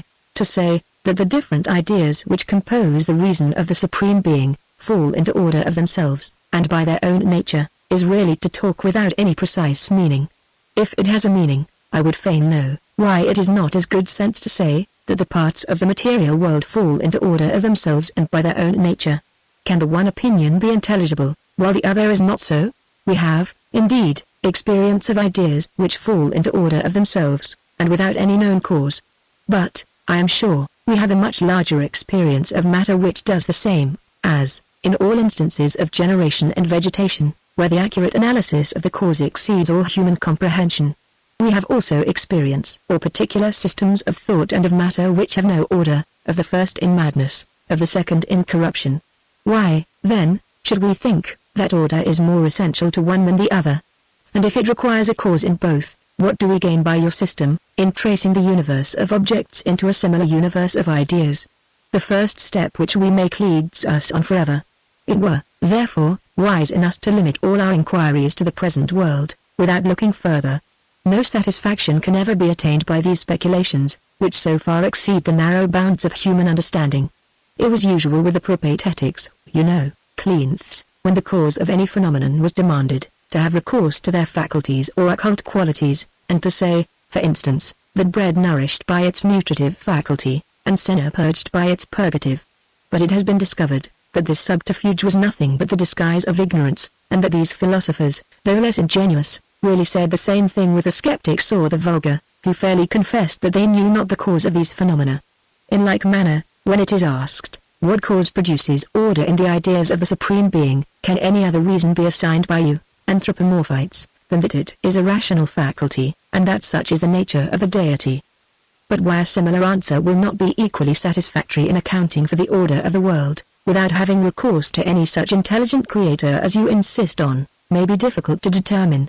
It is only to say, that such is the nature of material objects, and that they are all originally possessed of a faculty of order and proportion. These are only more learned and elaborate ways of confessing our ignorance, nor has the one hypothesis any real advantage above the other, except in its greater conformity to vulgar prejudices. You have displayed this argument with great emphasis, replied Cleanthes. You seem not sensible how easy it is to answer it. Even in common life, if I assign a cause for any event, is it any objection, Philo, that I cannot assign the cause of that cause, and answer every new question which may incessantly be started? And what philosophers could possibly submit to so rigid a rule? Philosophers, who confess ultimate causes to be totally unknown, and are sensible, that the most refined principles into which they trace the phenomena, are still to them as inexplicable as these phenomena themselves are to the vulgar. The order and arrangement of nature, the curious adjustment of final causes, the plain use and intention of every part and organ, all these bespeak in the clearest language an intelligent cause or author. The heavens and the earth join in the same testimony, the whole chorus of nature raises one hymn to the praises of its creator. You alone, or almost alone, disturb this general harmony. You start abstruse doubts, cavils, and objections. You ask me, what is the cause of this cause? I know not, I care not, that concerns not me. I have found a deity, and here I stop my inquiry. Let those go further, who are wiser or more enterprising. I pretend to be neither, replied Philo, and for that very reason, I should never perhaps have attempted to go so far, especially when I am sensible, that I must at last be contented to sit down with the same answer, which, without further trouble, might have satisfied me from the beginning. If I am still to remain in utter ignorance of causes, and can absolutely give an explication of nothing, I shall never esteem it any advantages to shove off for a moment a difficulty, which, you acknowledge, must immediately, in its full force, recur upon me. Naturalists indeed very justly explain particular effects by more general causes, though these general causes themselves should remain in the end totally inexplicable, but they never surely thought it satisfactory to explain a particular effect by a particular cause, which was no more to be accounted for than the effect itself. An ideal system, arranged of itself, without a precedent design, is not a whit more explicable than a material one, which attains its order in a like manner, nor is there any more difficulty in the latter supposition than in the former. Part 5. But to show you still more inconveniences, continued Philo, in your anthropomorphism, please to take a new survey of your principles. Like effects prove like causes. This is the experimental argument, and this, you say too, is the sole theological argument. Now, it is certain, that the liker the effects are which are seen, and the liker the causes which are inferred, the stronger is the argument. Every departure on either side diminishes the probability, and renders the experiment less conclusive. You cannot doubt of the principle, neither ought you to reject its consequences. All the new discoveries in astronomy, which prove the immense grandeur and magnificence of the works of nature, are so many additional arguments for a deity, according to the true system of theism, but, according to your hypothesis of experimental theism, they become so many objections, by removing the effects still further from all resemblance to the effects of human art and contrivance. For, if Lucretius 5, even following the old system of the world, could exclaim, Quis regere mensi sumam, quis habere profundi, indu manu validas potisist moderanter habenes, quis paraticolos omnes convertir? Et omnes, ignibus etherius terras sapphire feraces, omnibus inclusis esse omni tempori presto, if Tully, 6, esteemed this reasoning so natural, as to put it into the mouth of his Epicurean, quibus enim oculis animae inturi potuit vesta Plato fabri camelum danti operis, quae construia deo atque edificari mundum facit? Quae militio? Quae ferramenta? Qui vects? Quae machini? Qui ministri tantum unris furant? Quid moda mortem abidire et per voluntate architecti ignis, aqua, terra pocerant? If this argument, I say, had any force in former ages, how much greater must it have at present, when the bounds of nature are so infinitely enlarged, and such a magnificent scene is open to us. It is still more unreasonable to form our idea of so unlimited a cause from our experience of the narrow productions of human design and invention. The discoveries by microscopes, as they open a new universe in miniature, are still objections, according to you, arguments, according to me. The further we push our researches of this kind, we are still led to infer the universal cause of all to be vastly different from mankind, or from any object of human experience and observation. And what say you to the discoveries in anatomy, chemistry, botany? These surely are no objections, replied Cleanthes, they only discover new instances of act and contrivance. It is still the image of mind reflected on us from innumerable objects. Add, a mind like the human, said Philo. I know of no other, replied Cleanthes. And the like of the better, insisted Philo. To be sure, said Cleanthes. Now, Cleanthes, said Philo, with an air of alacrity and triumph, mark the consequences. First, by this method of reasoning, you renounce all claim to infinity in any of the attributes of the deity. For, as the cause ought only to be proportioned to the effect, and the effect, so far as it falls under our cognizance, is not infinite, what pretensions have we, upon your suppositions, to ascribe that attribute to the divine being? You will still insist, that, by removing him so much from all similarity to human creatures, we give in to the most arbitrary hypothesis, and at the same time weaken all proofs of his existence. Secondly, you have no reason, on your theory, for ascribing perfection to the deity, even in his finite capacity, or for supposing him free from every error, mistake, or incoherence, in his undertakings. There are many inexplicable difficulties in the works of nature, which, if we allow a perfect author to be proved a priori, are easily solved, and become only seeming difficulties, from the narrow capacity of man, who cannot trace infinite relations. But according to your method of reasoning, these difficulties become all real, and perhaps will be insisted on, as new instances of likeness to human art and contrivance. At least, you must acknowledge, that it is impossible for us to tell, from our limited views, whether this system contains any great faults, or deserves any considerable praise, if compared to other possible, and even real systems. Could a peasant, if the Aeneid were read to him, pronounce that poem to be absolutely faultless, or even assign to it its proper rank among the productions of human wit, he, who had never seen any other production?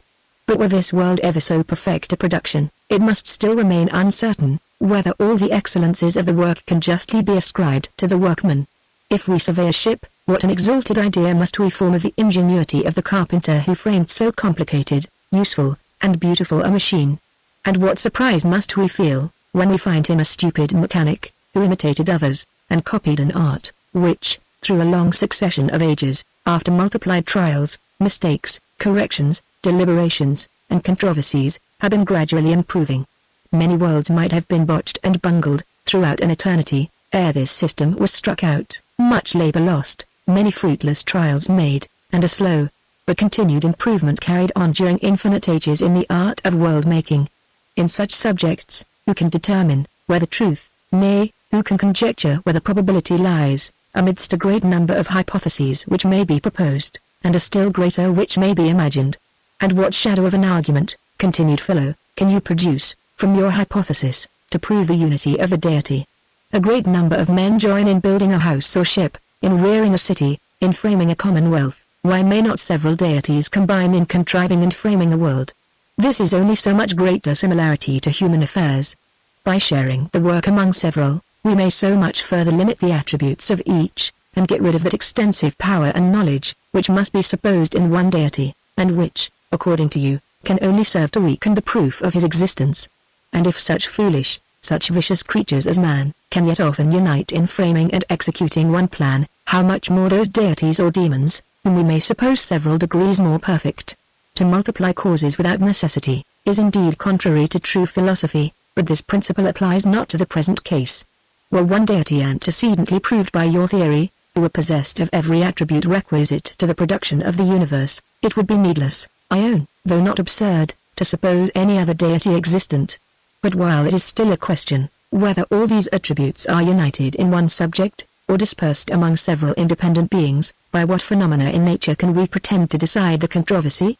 Where we see a body raised in a scale, we are sure that there is in the opposite scale, however concealed from sight, some counterpoising weight equal to it, but it is still allowed to doubt, whether that weight be an aggregate of several distinct bodies, or one uniform united mass.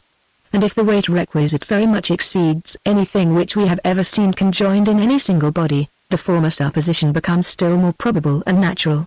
an intelligent being of such vast power and capacity as is necessary to produce the universe, or, to speak in the language of ancient philosophy, so prodigious an animal exceeds all analogy, and even comprehension. But further, cleanths, men are mortal, and renew their species by generation, and this is common to all living creatures. The two great sexes of male and female, says Milton, animate the world. Why must this circumstance, so universal, so essential, be excluded from those numerous and limited deities? Behold, then, the theogony of ancient times brought back upon us, and why not become a perfect anthropomorphite? Why not assert the deity or deities to be corporeal, and to have eyes, and nose, mouth, ears, and see? Epicurus maintained that no man had ever seen reason but in a human figure, therefore the gods must have a human figure.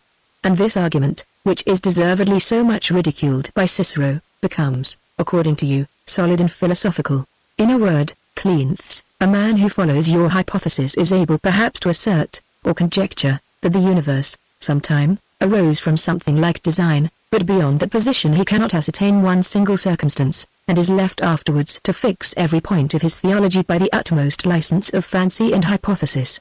This world, for aught he knows, is very faulty and imperfect, compared to a superior standard, and was only the first rude essay of some infant deity, who afterwards abandoned it, ashamed of his lame performance. It is the work only of some dependent, inferior deity, and is the object of derision to his superiors. It is the production of old age and dotage in some superannuated deity, and ever since his death, has run on at adventures, from the first impulse and active force which it received from him.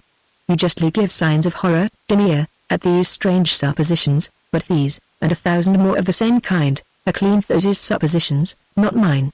From the moment the attributes of the deity are supposed finite, all these have place.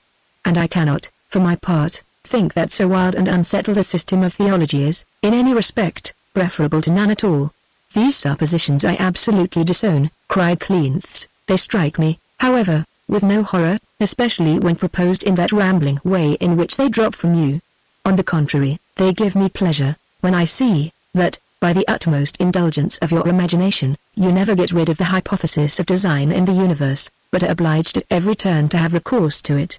To this concession I adhere steadily, and this I regard as a sufficient foundation for religion. Part 6. It must be a slight fabric, indeed, said Demea, which can be erected on so tottering a foundation.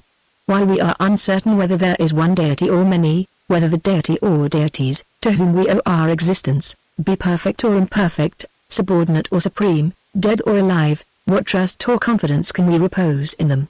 What devotion or worship address to them? What veneration or obedience pay them?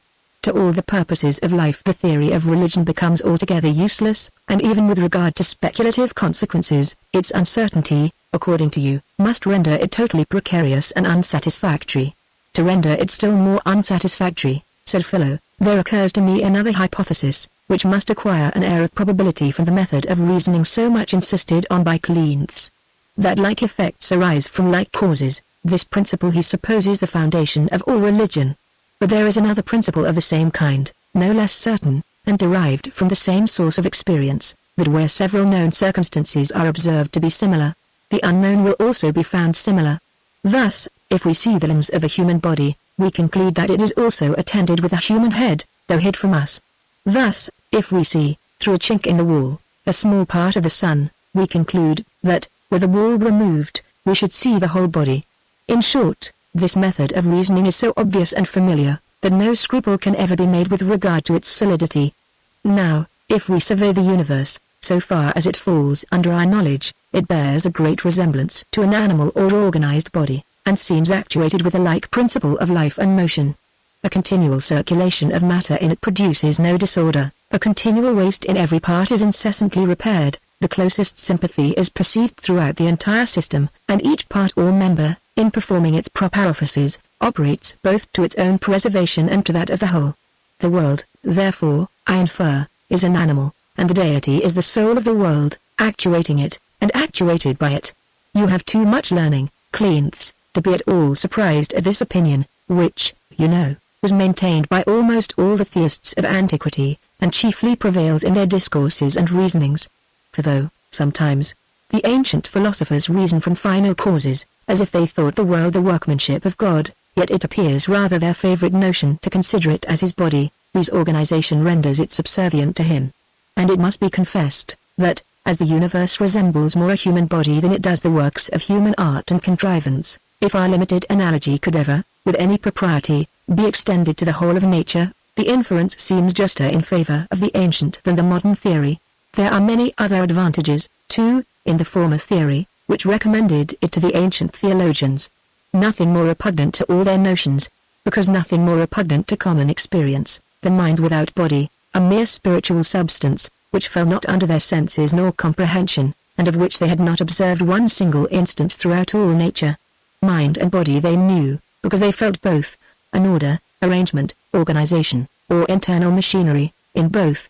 They likewise knew, after the same manner, and it could not but seem reasonable to transfer this experience to the universe, and to suppose the divine mind and body to be also coeval, and to have, both of them, order and arrangement naturally inherent in them, and inseparable from them. Here, therefore, is a new species of anthropomorphism, cleanths, on which you may deliberate, and a theory which seems not liable to any considerable difficulties. You are too much superior, surely, to systematical prejudices, to find any more difficulty in supposing an animal body to be, originally, of itself, or from unknown causes, possessed of order and organization, than in supposing a similar order to belong to mind. But the vulgar prejudice, that body and mind ought always to accompany each other, ought not, one should think, to be entirely neglected, since it is founded on vulgar experience, the only guide which you profess to follow in all these theological inquiries. And if you assert, that our limited experience is an unequal standard, by which to judge of the unlimited extent of nature, you entirely abandon your own hypothesis, and must henceforward adopt our mysticism, as you call it, and admit of the absolute incomprehensibility of the divine nature. This theory, I own, replied Cleanthes, has never before occurred to me, though a pretty natural one, and I cannot readily, upon so short an examination and reflection, deliver any opinion with regard to it. You are very scrupulous, indeed, said Philo. Were I to examine any system of yours, I should not have acted with half that caution and reserve, in starting objections and difficulties to it. However, if anything occur to you, you will oblige us by proposing it. Why then, replied Cleanthes, it seems to me, that, though the world does, in many circumstances, resemble an animal body, yet is the analogy also defective in many circumstances the most material, no organs of sense, no seat of thought or reason, no one precise origin of motion and action. In short, it seems to bear a stronger resemblance to a vegetable than to an animal, and your inference would be so far inconclusive in favor of the soul of the world. But, in the next place, your theory seems to imply the eternity of the world, and that is a principle, which, I think, can be refuted by the strongest reasons and probabilities. I shall suggest an argument to this purpose, which, I believe, has not been insisted on by any writer. Those who reason from the late origin of arts and sciences, though their inference wants not force, may perhaps be refuted by considerations derived from the nature of human society, which is in continual revolution, between ignorance and knowledge, liberty and slavery, riches and poverty, so that it is impossible for us, from our limited experience, to foretell with assurance what events may or may not be expected. Ancient learning and history seem to have been in great danger of entirely perishing after the inundation of the barbarous nations, and had these convulsions continued a little longer, or been a little more violent, we should not probably have now known what passed in the world a few centuries before us. Nay, were it not for the superstition of the popes, who preserved a little jargon of Latin, in order to support the appearance of an ancient and universal church, that tongue must have been utterly lost, in which case, the Western world, being totally barbarous, would not have been in a fit disposition for receiving the Greek language and learning, which was conveyed to them after the sacking of Constantinople. When learning and books had been extinguished, even the mechanical arts would have fallen considerably to decay, and it is easily imagined, that fable or tradition might ascribe to them a much later origin than the true one. This vulgar argument, therefore, against the eternity of the world, seems a little precarious. But here appears to be the foundation of a better argument. Lucullus was the first that brought cherry trees from Asia to Europe, though that tree thrives so well in many European climates, that it grows in the woods without any culture. Is it possible, that throughout a whole eternity, no European had ever passed into Asia, and thought of transplanting so delicious a fruit into his own country? Or if the tree was once transplanted and propagated, how could it ever afterwards perish? Empires may rise and fall, liberty and slavery succeed alternately, ignorance and knowledge give place to each other, but the cherry tree will still remain in the woods of Greece, Spain, and Italy, and will never be affected by the revolutions of human society. It is not 2,000 years since vines were transplanted into France, though there is no climate in the world more favorable to them. It is not 3 centuries since horses, cows, sheep, swine, dogs, corn, were known in America. Is it possible that during the revolutions of a whole eternity, there never arose a Columbus, who might open the communication between Europe and that continent? We may as well imagine that all men would wear stockings for 10,000 years, and never have the sense to think of garters to tie them. All these seem convincing proofs of the youth, or rather infancy, of the world, as being founded on the operation of principles more constant and steady than those by which human society is governed and directed. Nothing less than a total convulsion of the elements will ever destroy all the European animals and vegetables which are now to be found in the Western world. And what argument have you against such convulsions? Replied Philo. Strong and almost incontestable proofs may be traced over the whole earth, that every part of this globe has continued for many ages entirely covered with water. And though order was supposed inseparable from matter, and inherent in it, yet may matter be susceptible of many and great revolutions, through the endless periods of eternal duration. The incessant changes, to which every part of it is subject, seem to intimate some such general transformations, though, at the same time, it is observable, that all the changes and corruptions of which we have ever had experience, are but passages from one state of order to another, nor can matter ever rest in total deformity and confusion. What we see in the parts, we may infer in the whole, at least, that is the method of reasoning on which you rest your whole theory. And were I obliged to defend any particular system of this nature, which I never willingly should do, I esteem none more plausible than that which ascribes an eternal inherent principle of order to the world, though attended with great and continual revolutions and alterations. This at once solves all difficulties, and if the solution, by being so general, is not entirely complete and satisfactory, it is at least a theory that we must sooner or later have recourse to, whatever system we embrace. How could things have been as they are, were there not an original inherent principle of order somewhere, in thought or in matter? And it is very indifferent to which of these we give the preference. Chance has no place, on any hypothesis, skeptical or religious. Everything is surely governed by steady, inviolable laws. And were the inmost essence of things laid open to us, we should then discover a scene, of which, at present, we can have no idea. Instead of admiring the order of natural beings, we should clearly see that it was absolutely impossible for them, in the smallest article, ever to admit of any other disposition. Were anyone inclined to revive the ancient pagan theology, which maintained, as we learn from Hesiod, that this globe was governed by 30,000 deities, who arose from the unknown powers of nature, you would naturally object, Cleanthes, that nothing is gained by this hypothesis, and that it is as easy to suppose all men animals, beings more numerous, but less perfect, to have sprung immediately from a like origin. Push the same inference a step further, and you will find a numerous society of deities as explicable as one universal deity, who possesses within himself the powers and perfections of the whole society. All these systems, then, of skepticism, polytheism, and theism, you must allow, on your principles, to be on a like footing, and that no one of them has any advantage over the others. You may thence learn the fallacy of your principles. Part 7. But here, continued Philo, in examining the ancient system of the soul of the world, there strikes me, all on a sudden, a new idea, which, if just, must go near to subvert all your reasoning, and destroy even your first inferences, on which you repose such confidence. If the universe bears a greater likeness to animal bodies and to vegetables, than to the works of human art, it is more probable that its cause resembles the cause of the former than that of the latter, and its origin ought rather to be ascribed to generation or vegetation, than to reason or design. Your conclusion, even according to your own principles, is therefore lame and defective. Pray open up this argument a little further, said Demea, for I do not rightly apprehend it in that concise manner in which you have expressed it.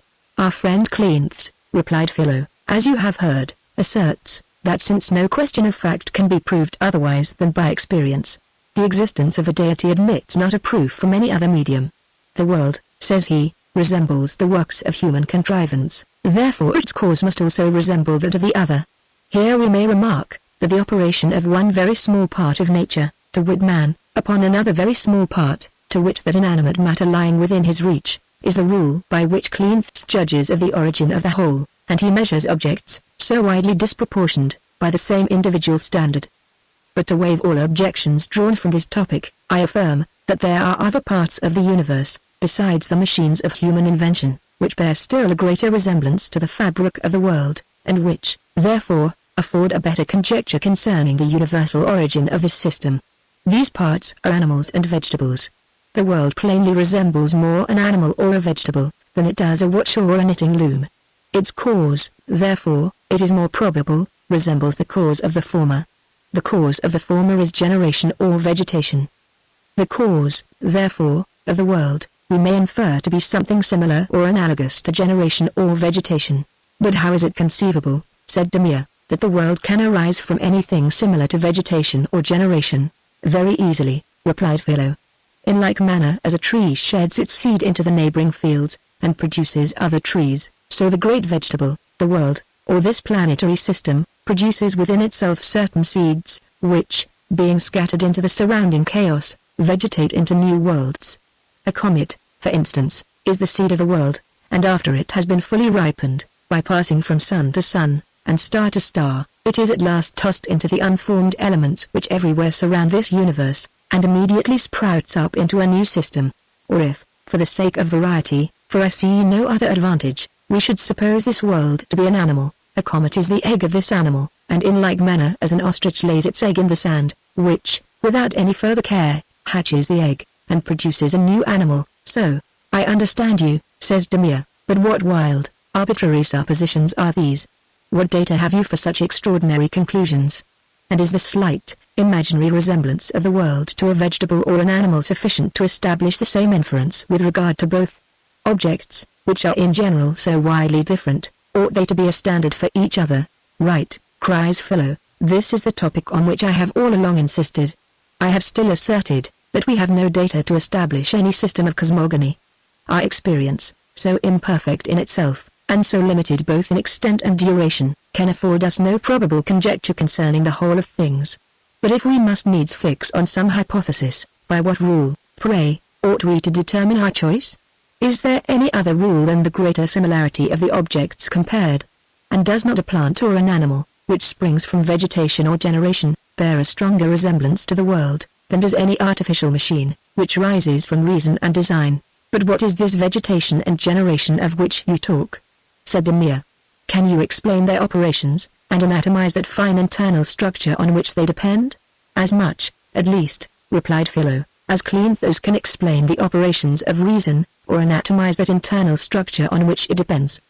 But without any such elaborate disquisitions, when I see an animal, I infer, that it sprang from generation, and that with as great certainty as you conclude a house to have been reared by design. These words, generation, reason, mark only certain powers and energies in nature, whose effects are known, but whose essence is incomprehensible, and one of these principles, more than the other, has no privilege for being made a standard to the whole of nature. In reality, Demir, it may reasonably be expected, that the larger the views are which we take of things, the better will they conduct us in our conclusions concerning such extraordinary and such magnificent subjects. In this little corner of the world alone, there are 4 principles, reason, instinct, generation, vegetation, which are similar to each other, and are the causes of similar effects. What a number of other principles may we naturally suppose in the immense extent and variety of the universe, could we travel from planet to planet, and from system to system, in order to examine each part of this mighty fabric. Any one of these 4 principles above mentioned, and 100 others which lie open to our conjecture, may afford us a theory by which to judge of the origin of the world, and it is a palpable and egregious partiality to confine our view entirely to that principle by which our own minds operate.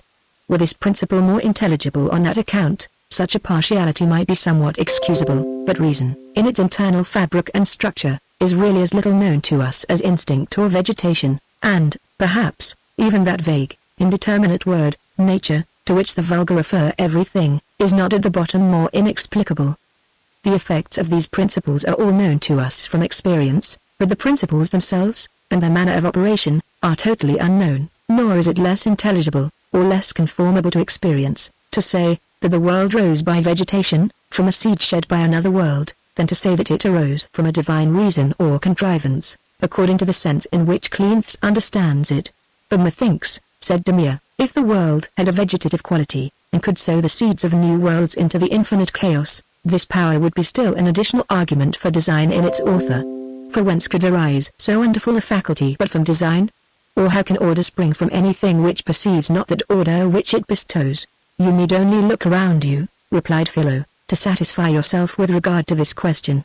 A tree bestows order and organization on that tree which springs from it, without knowing the order, an animal in the same manner on its offspring, a bird on its nest, and instances of this kind are even more frequent in the world than those of order, which rise from reason and contrivance.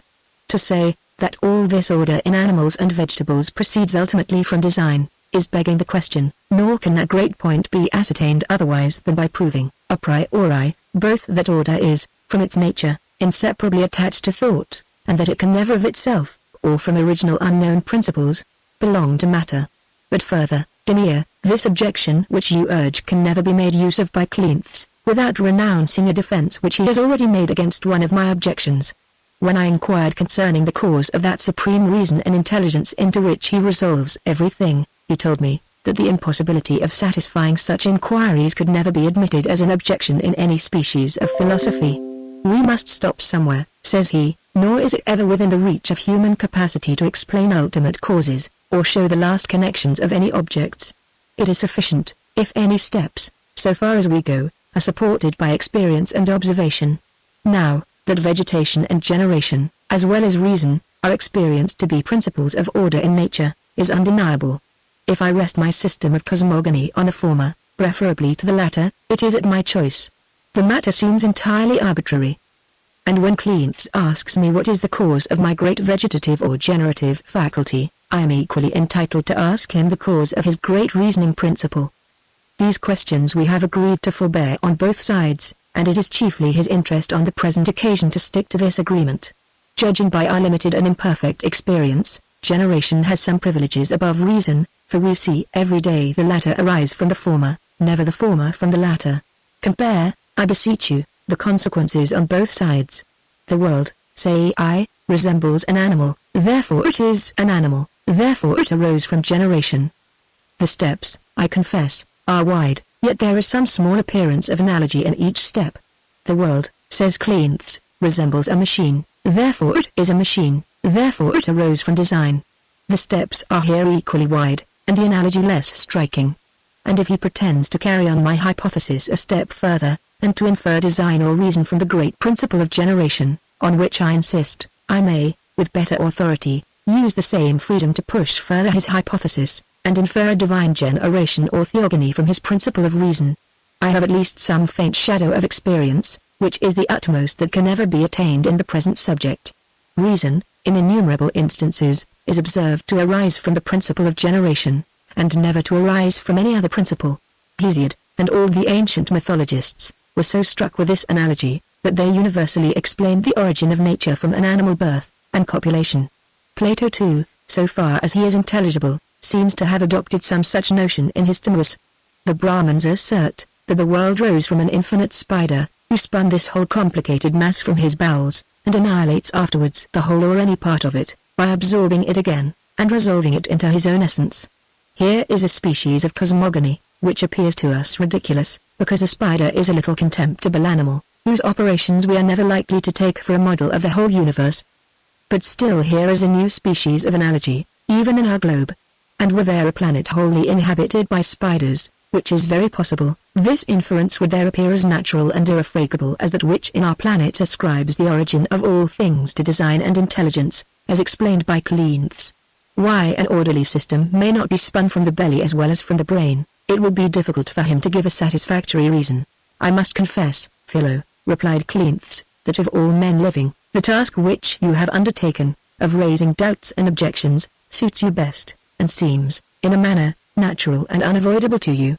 So great is your fertility of invention, that I am not ashamed to acknowledge myself unable, on a sudden, to solve regularly such out-of-the-way difficulties as you incessantly start upon me, though I clearly see, in general, their fallacy and error.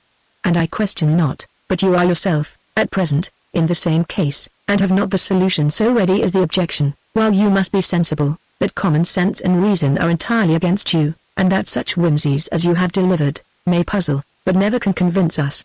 Part 8. What you ascribe to the fertility of my invention, replied Philo, is entirely owing to the nature of the subject.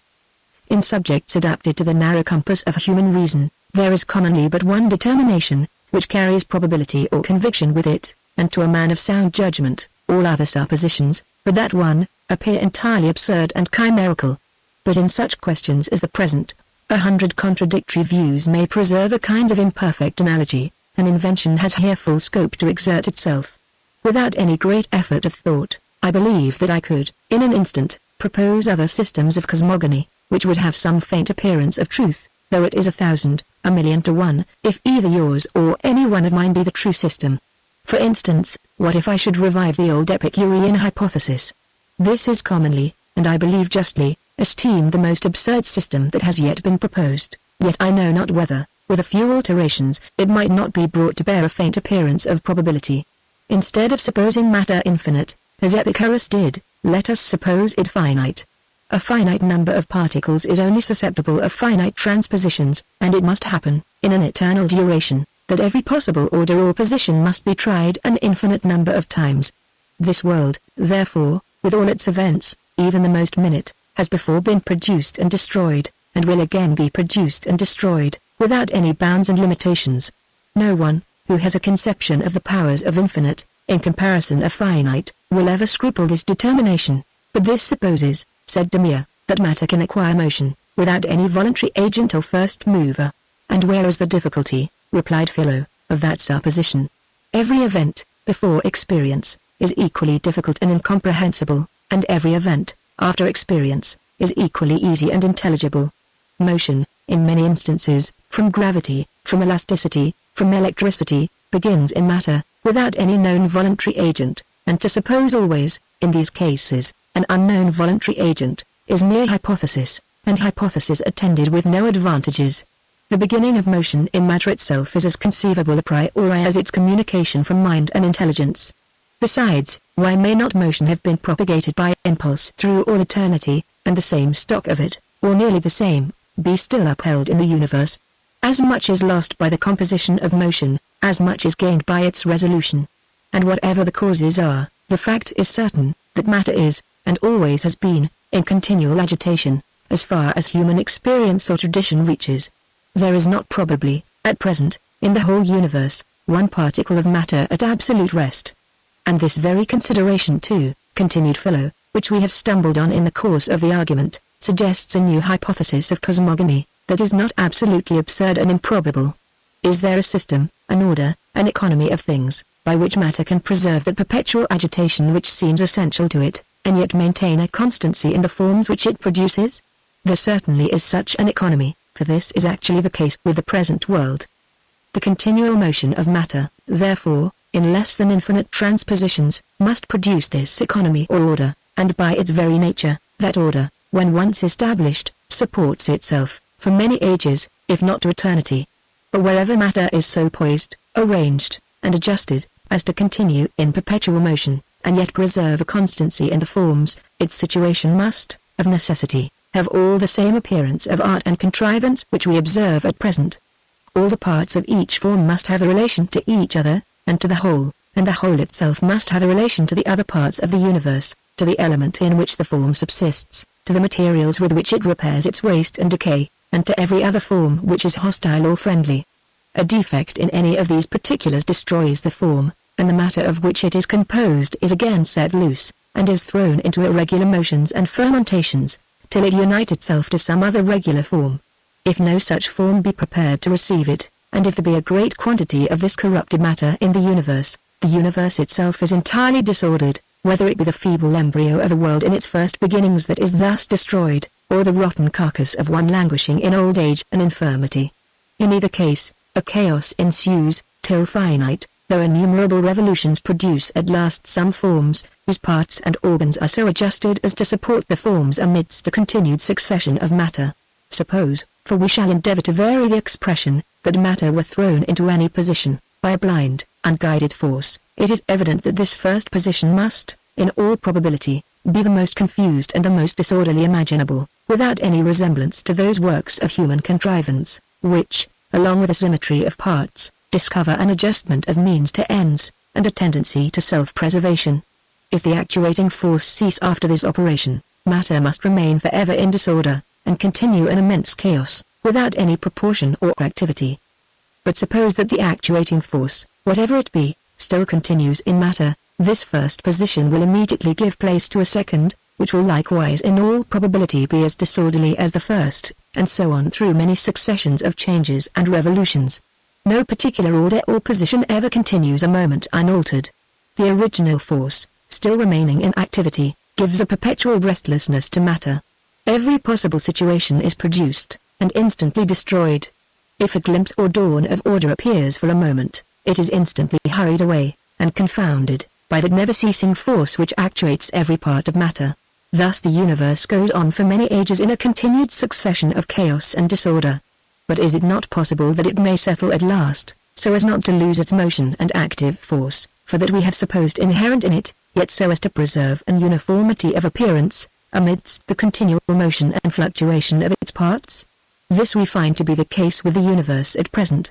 Every individual is perpetually changing, and every part of every individual, and yet the whole remains, in appearance, the same. May we not hope for such a position, or rather be assured of it, from the eternal revolutions of unguided matter, and may not this account for all the appearing wisdom and contrivance which is in the universe?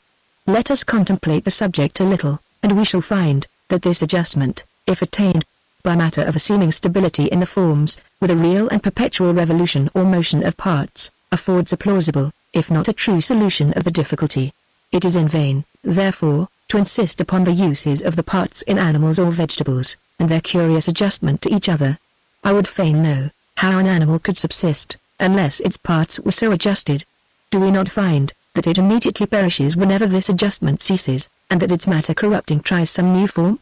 It happens indeed, that the parts of the world are so well adjusted, that some regular form immediately lays claim to this corrupted matter, and if it were not so, could the world subsist? Must it not dissolve as well as the animal, and pass through new positions and situations, till in great, but finite succession, it falls at last into the present or some such order?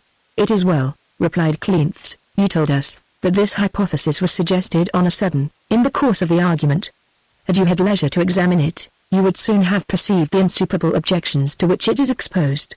No form, you say, can subsist, unless it possess those powers and organs requisite for its subsistence. Some new order or economy must be tried, and so on, without intermission, till at last some order, which can support and maintain itself, is fallen upon.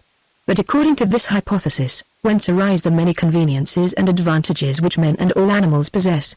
2 eyes, 2 ears, are not absolutely necessary for the subsistence of the species. Human race might have been propagated and preserved, without horses, dogs, cows, sheep, and those innumerable fruits and products which serve to our satisfaction and enjoyment. If no camels had been created for the use of man in the sandy deserts of Africa and Arabia, would the world have been dissolved? If no lodestone had been framed to give that wonderful and useful direction to the needle, would human society and the humankind have been immediately extinguished? Though the maxims of nature be in general very frugal, yet instances of this kind are far from being rare, and any one of them is a sufficient proof of design, and of a benevolent design, which gave rise to the order and arrangement of the universe. At least, you may safely infer, said Philo, that the foregoing hypothesis is so far incomplete and imperfect, which I shall not scruple to allow. But can we ever reasonably expect greater success in any attempts of this nature? Or can we ever hope to erect a system of cosmogony, that will be liable to no exceptions, and will contain no circumstance repugnant to our limited and imperfect experience of the analogy of nature? Your theory itself cannot surely pretend to any such advantage, even though you have run into anthropomorphism, the better to preserve a conformity to common experience. Let us once more put it to trial. In all instances which we have ever seen, ideas are copied from real objects, and are archetypal, not archetypal. To express myself in learned terms, you reverse this order, and give thought the precedence. In all instances which we have ever seen, thought has no influence upon matter, except where that matter is so conjoined with it as to have an equal reciprocal influence upon it.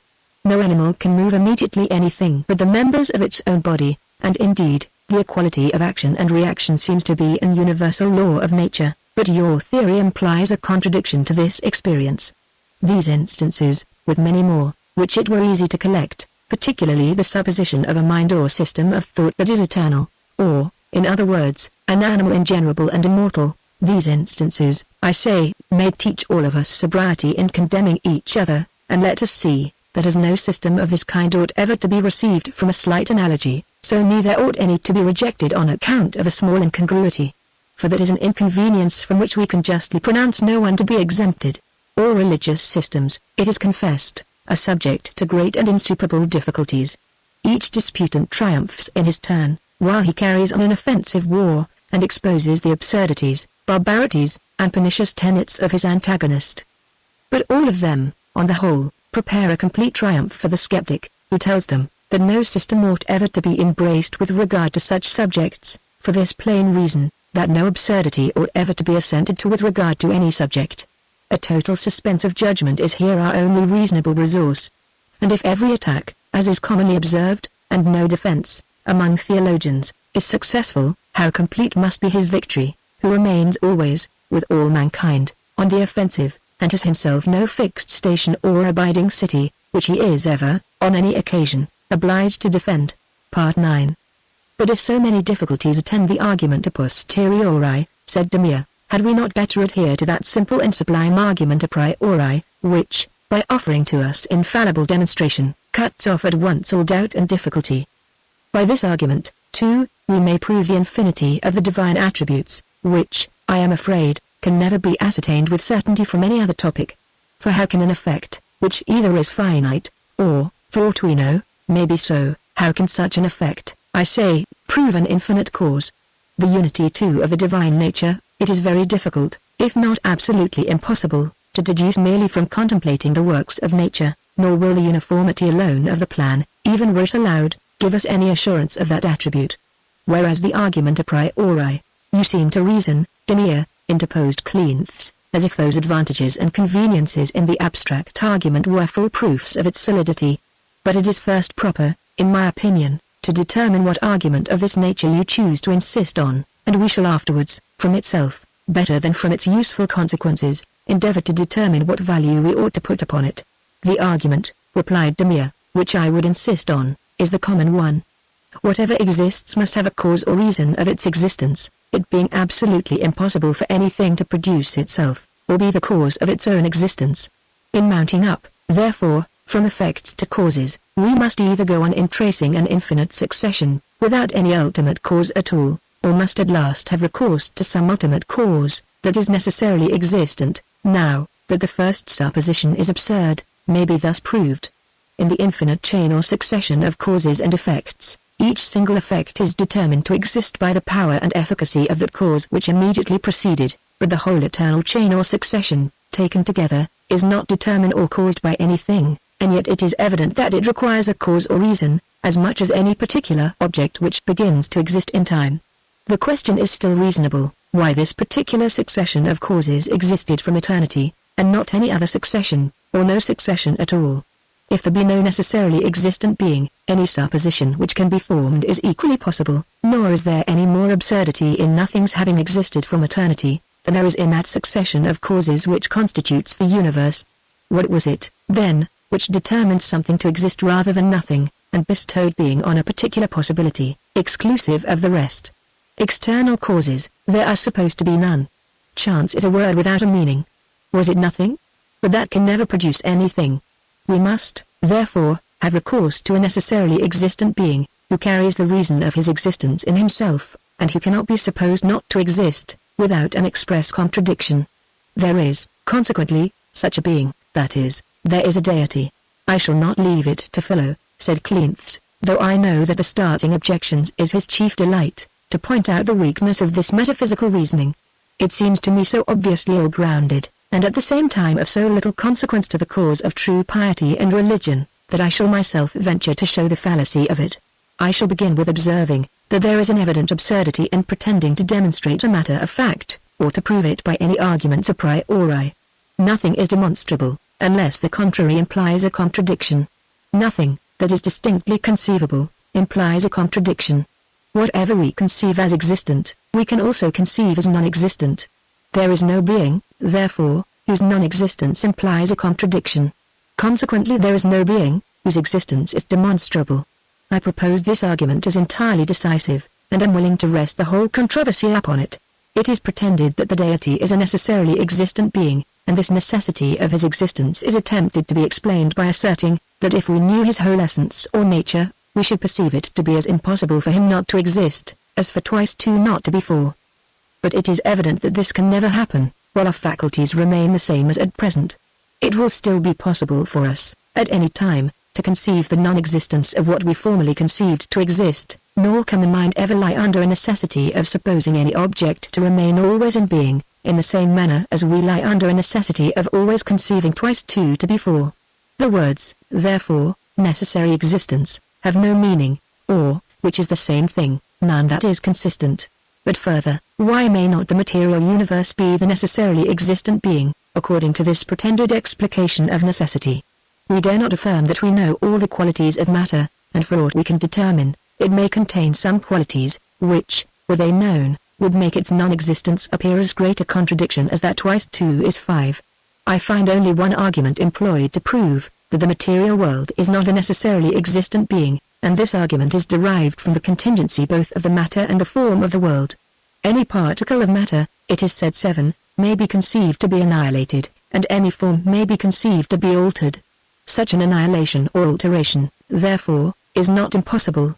But it seems a great partiality not to perceive that the same argument extends equally to the deity, so far as we have any conception of him, and that the mind can at least imagine him to be non-existent, or his attributes to be altered. It must be some unknown, inconceivable qualities, which can make his non-existence appear impossible, or his attributes unalterable, and no reason can be assigned why these qualities may not belong to matter. As they are altogether unknown and inconceivable, they can never be proved incompatible with it. Add to this, that in tracing an eternal succession of objects, it seems absurd to inquire for a general cause or first author. How can anything that exists from eternity have a cause, since that relation implies a priority in time, and a beginning of existence? In such a chain, too, or succession of objects, each part is caused by that which preceded it, and causes that which succeeds it. Where then is the difficulty? But the whole, you say, wants a cause. I answer, that the uniting of these parts into a whole, like the uniting of several distinct countries into one kingdom, or several distinct members into one body, is performed merely by an arbitrary act of the mind, and has no influence on the nature of things. Did I show you the particular causes of each individual in a collection of 20 particles of matter, I should think it very unreasonable, should you afterwards ask me, what was the cause of the whole 20? This is sufficiently explained in explaining the cause of the parts. Though the reasonings which you have urged, Cleanthes, may well excuse me, said Philo, from starting any further difficulties, yet I cannot forbear insisting still upon another topic. It is observed by arithmeticians, that the products of 9, compose always either 9, or some lesser product of 9, if you add together all the characters of which any of the former products is composed. Thus, of 18, 27, 36, which are products of 9, you make 9 by adding 1 to 8, 2 to 7, 3 to 6. Thus, 369 is a product also of 9, and if you add 3, 6, and 9, you make 18, a lesser product of 9. To a superficial observer, so wonderful a regularity may be admired as the effect either of chance or design, but a skillful algebraist immediately concludes it to be the work of necessity, and demonstrates that it must forever result from the nature of these numbers. Is it not probable, I ask, that the whole economy of the universe is conducted by a like necessity, though no human algebra can furnish a key which solves the difficulty? And instead of admiring the order of natural beings, may it not happen, that, could we penetrate into the intimate nature of bodies, we should clearly see why it was absolutely impossible they could ever admit of any other disposition? So dangerous is it to introduce this idea of necessity into the present question. And so naturally does it afford an inference directly opposite to the religious hypothesis. But dropping all these abstractions, continued Philo, and confining ourselves to more familiar topics, I shall venture to add an observation, that the argument a priori has seldom been found very convincing, except to people of a metaphysical head, who had accustomed themselves to abstract reasoning, and who, finding from mathematics, that the understanding frequently leads to truth through obscurity, and, contrary to first appearances, have transferred the same habit of thinking to subjects where it ought not to have place. Other people, even of good sense and the best inclined to religion, feel always some deficiency in such arguments, though they are not perhaps able to explain distinctly where it lies, a certain proof that men ever did, and ever will derive their religion from other sources than from this species of reasoning. Part 10. It is my opinion, I own, replied Demir, that each man feels, in a manner, the truth of religion within his own breast, and, from a consciousness of his imbecility and misery, rather than from any reasoning, is led to seek protection from that being, on whom he and all nature is dependent. So anxious or so tedious are even the best scenes of life, that futurity is still the object of all our hopes and fears. We incessantly look forward, and endeavor, by prayers, adoration, and sacrifice, to appease those unknown powers, whom we find, by experience, so able to afflict and oppress us. Wretched creatures that we are! What resource for us amidst the innumerable ills of life? Did not religion suggest some methods of atonement, and appease those terrors with which we are incessantly agitated and tormented?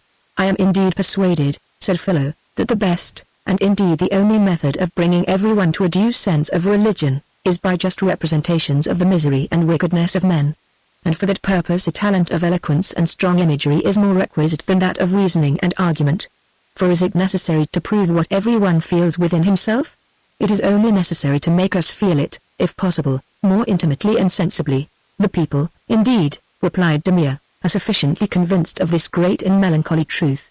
The miseries of life, the unhappiness of man, the general corruptions of our nature, the unsatisfactory enjoyment of pleasures, riches, honors, these phrases have become almost proverbial in all languages. And who can doubt of what all men declare from their own immediate feeling and experience? In this point, said Philo, the learned are perfectly agreed with the vulgar, and in all letters, sacred and profane, the topic of human misery has been insisted on with the most pathetic eloquence that sorrow and melancholy could inspire.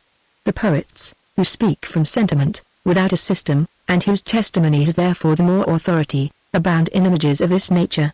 From Homer down to Dr. Young, the whole inspired tribe have ever been sensible, that no other representation of things would suit the feeling and observation of each individual. As to authorities, replied Demir, you need not seek them. Look round this library of Cleanths. I shall venture to affirm, that, except authors of particular sciences, such as chemistry or botany, who have no occasion to treat of human life, there is scarce one of those innumerable writers, from whom the sense of human misery has not, in some passage or other, extorted a complaint and confession of it. At least, the chance is entirely on that side, and no one author has ever, so far as I can recollect, been so extravagant as to deny it. You must excuse me, said Philo, Leibniz has denied it, and is perhaps the first, who ventured upon so bold and paradoxical an opinion, at least, the first who made it essential to his philosophical system. And by being the first, replied Demir, might he not have been sensible of his error? For is this a subject in which philosophers can propose to make discoveries especially in so late an age? And can any man hope by a simple denial, for the subject scarcely admits of reasoning, to bear down the united testimony of mankind, founded on sense and consciousness? And why should man, added he, pretend to an exemption from the lot of all other animals? The whole earth, believe me, Philo, is cursed and polluted. A perpetual war is kindled amongst all living creatures.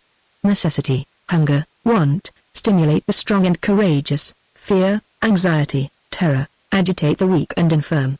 The first entrance into life gives anguish to the newborn infant and to its wretched parent. Weakness, impotence, distress, attend each stage of that life, and it is at last finished in agony and horror. Observe too, says Philo, the curious artifices of nature, in order to embitter the life of every living being. The stronger prey upon the weaker, and keep them in perpetual terror and anxiety. The weaker too, in their turn, often prey upon the stronger, and vex and molest them without relaxation. Consider that innumerable race of insects, which either are bred on the body of each animal, or, flying about, infix their stings in him. These insects have others still less than themselves, which torment them. And thus on each hand, before and behind, above and below, every animal is surrounded with enemies, which incessantly seek his misery and destruction. Man alone, said Demir, seems to be, in part, an exception to this rule.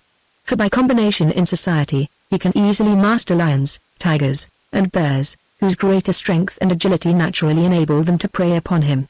On the contrary, it is here chiefly, cried Philo, that the uniform and equal maxims of nature are most apparent.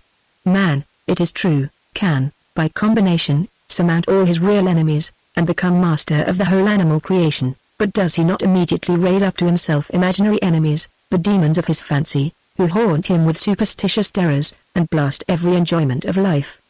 His pleasure, as he imagines, becomes, in their eyes, a crime. His food and repose give them umbrage and offense. His very sleep and dreams furnish new materials to anxious fear, and even death. His refuge from every other ill presents only the dread of endless and innumerable woes. Nor does the wolf molest more the timid flock, than superstition does the anxious breast of wretched mortals. Besides, consider, Demia, this very society, by which we surmount those wild beasts, our natural enemies, what new enemies does it not raise to us? What woe and misery does it not occasion? Man is the greatest enemy of man. Oppression, injustice, contempt, contumely, violence, sedition, war, calumny, treachery, fraud, by these they mutually torment each other, and they would soon dissolve that society which they had formed, were it not for the dread of still greater ills, which must attend their separation. But though these external insults, said Demia, from animals, from men, from all the elements, which assault us, form a frightful catalogue of woes, they are nothing in comparison of those which arise within ourselves, from the distempered condition of our mind and body. How many lie under the lingering torment of diseases? Hear the pathetic enumeration of the great poet.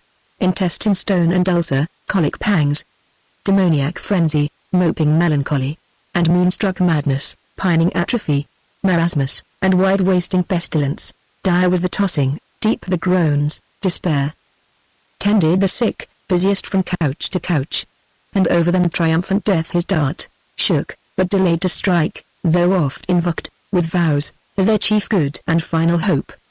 The disorders of the mind, continued Demia, though more secret, and not perhaps less dismal and vexatious. Remorse, shame, anguish, rage, disappointment, anxiety, fear, dejection, despair. Who has ever passed through life without cruel inroads from these tormentors? How many have scarcely ever felt any better sensations?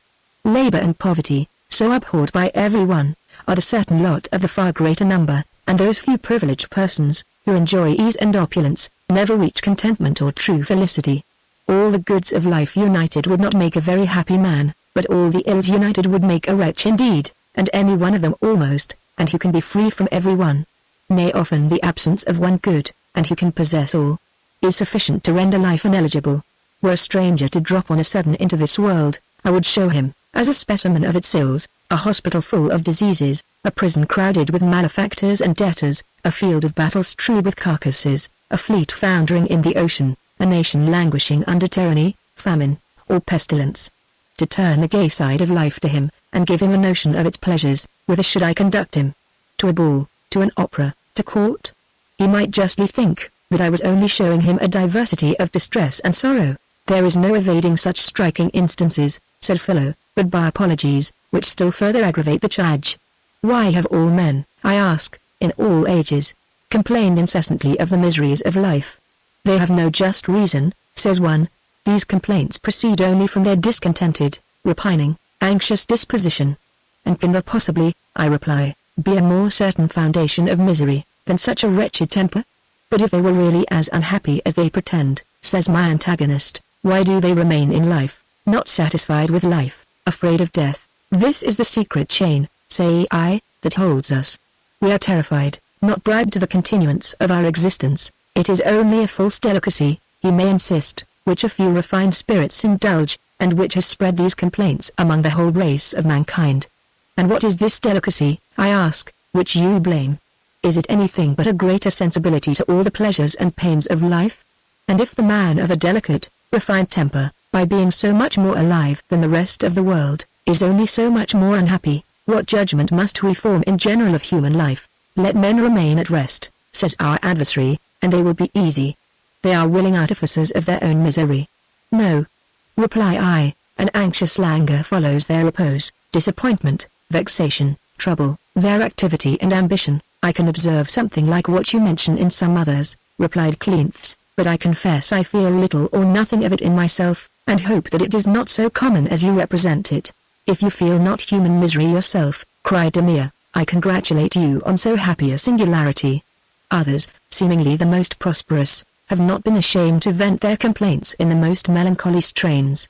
Let us attend to the great, the fortunate Emperor, Charles V, when, tired with human grandeur, he resigned all his extensive dominions into the hands of his son. In the last harangue which he made on that memorable occasion, he publicly avowed that the greatest prosperities which he had ever enjoyed had been mixed with so many adversities that he might truly say he had never enjoyed any satisfaction or contentment. But did the retired life, in which he sought for shelter, afford him any greater happiness? If we may credit his son's account, his repentance commenced the very day of his resignation. Cicero's fortune, from small beginnings, rose to the greatest lustre and renown, yet what pathetic complaints of the ills of life do his familiar letters, as well as philosophical discourses, contain? And suitably to his own experience, he introduces Cato, the great, the fortunate Cato, protesting in his old age, that had he a new life in his offer, he would reject the present. Ask yourself, ask any of your acquaintance, whether they would live over again the last 10 or 20 years of their life. No. But the next 20, they say, will be better. And from the dregs of life, hope to receive what the first sprightly running could not give.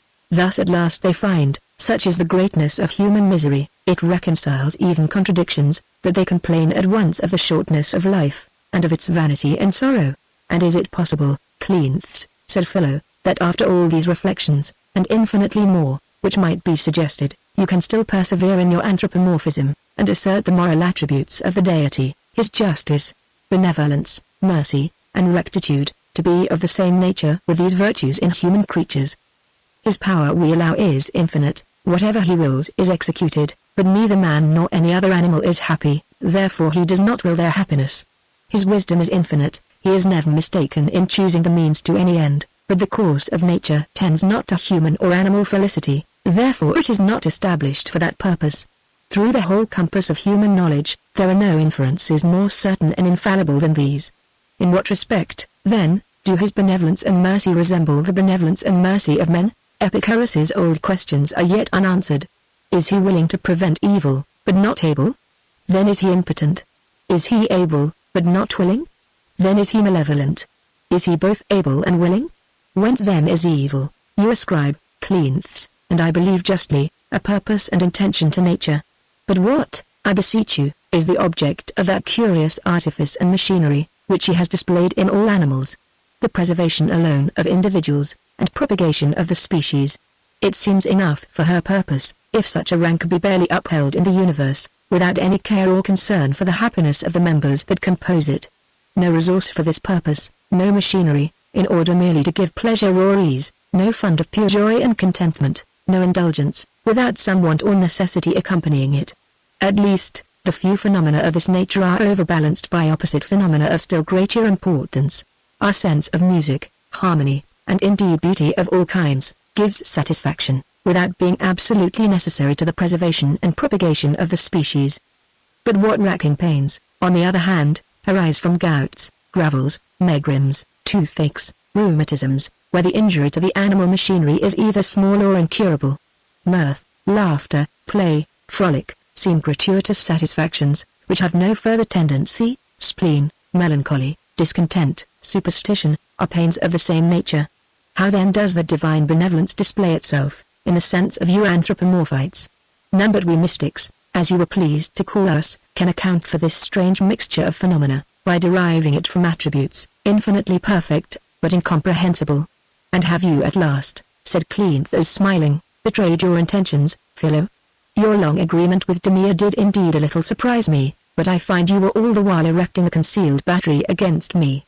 And I must confess, that you have now fallen upon a subject worthy of your noble spirit of opposition and controversy.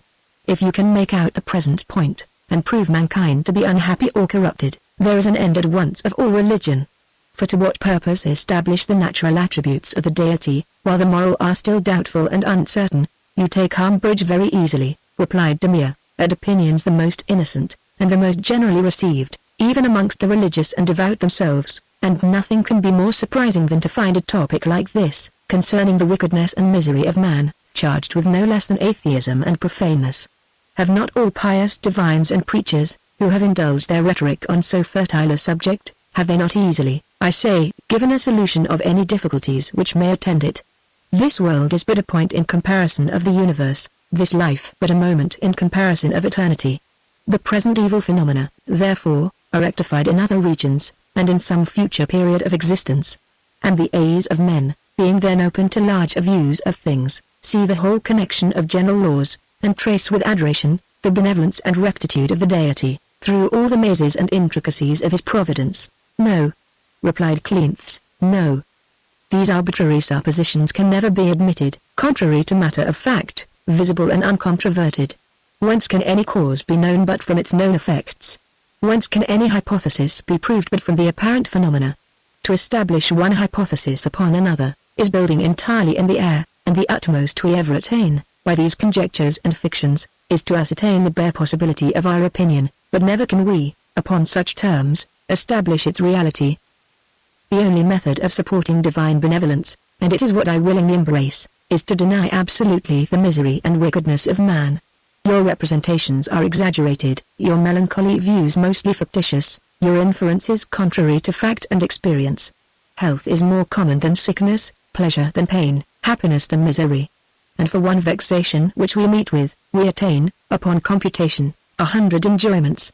Admitting your position, replied Philo, which yet is extremely doubtful, you must at the same time allow, that if pain be less frequent than pleasure, it is infinitely more violent and durable.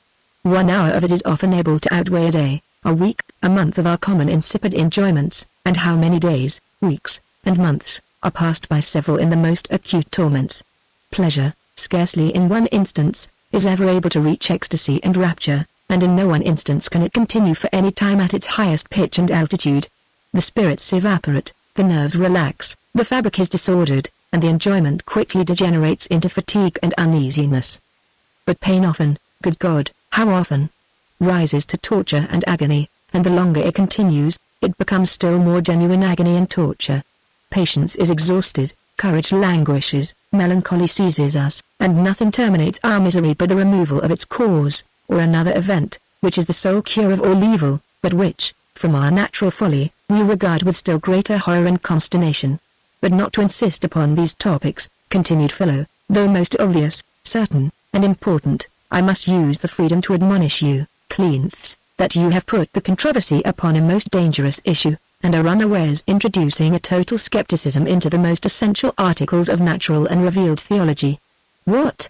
No method of fixing a just foundation for religion, unless we allow the happiness of human life, and maintain a continued existence even in this world, with all our present pains, infirmities, vexations, and follies, to be eligible and desirable.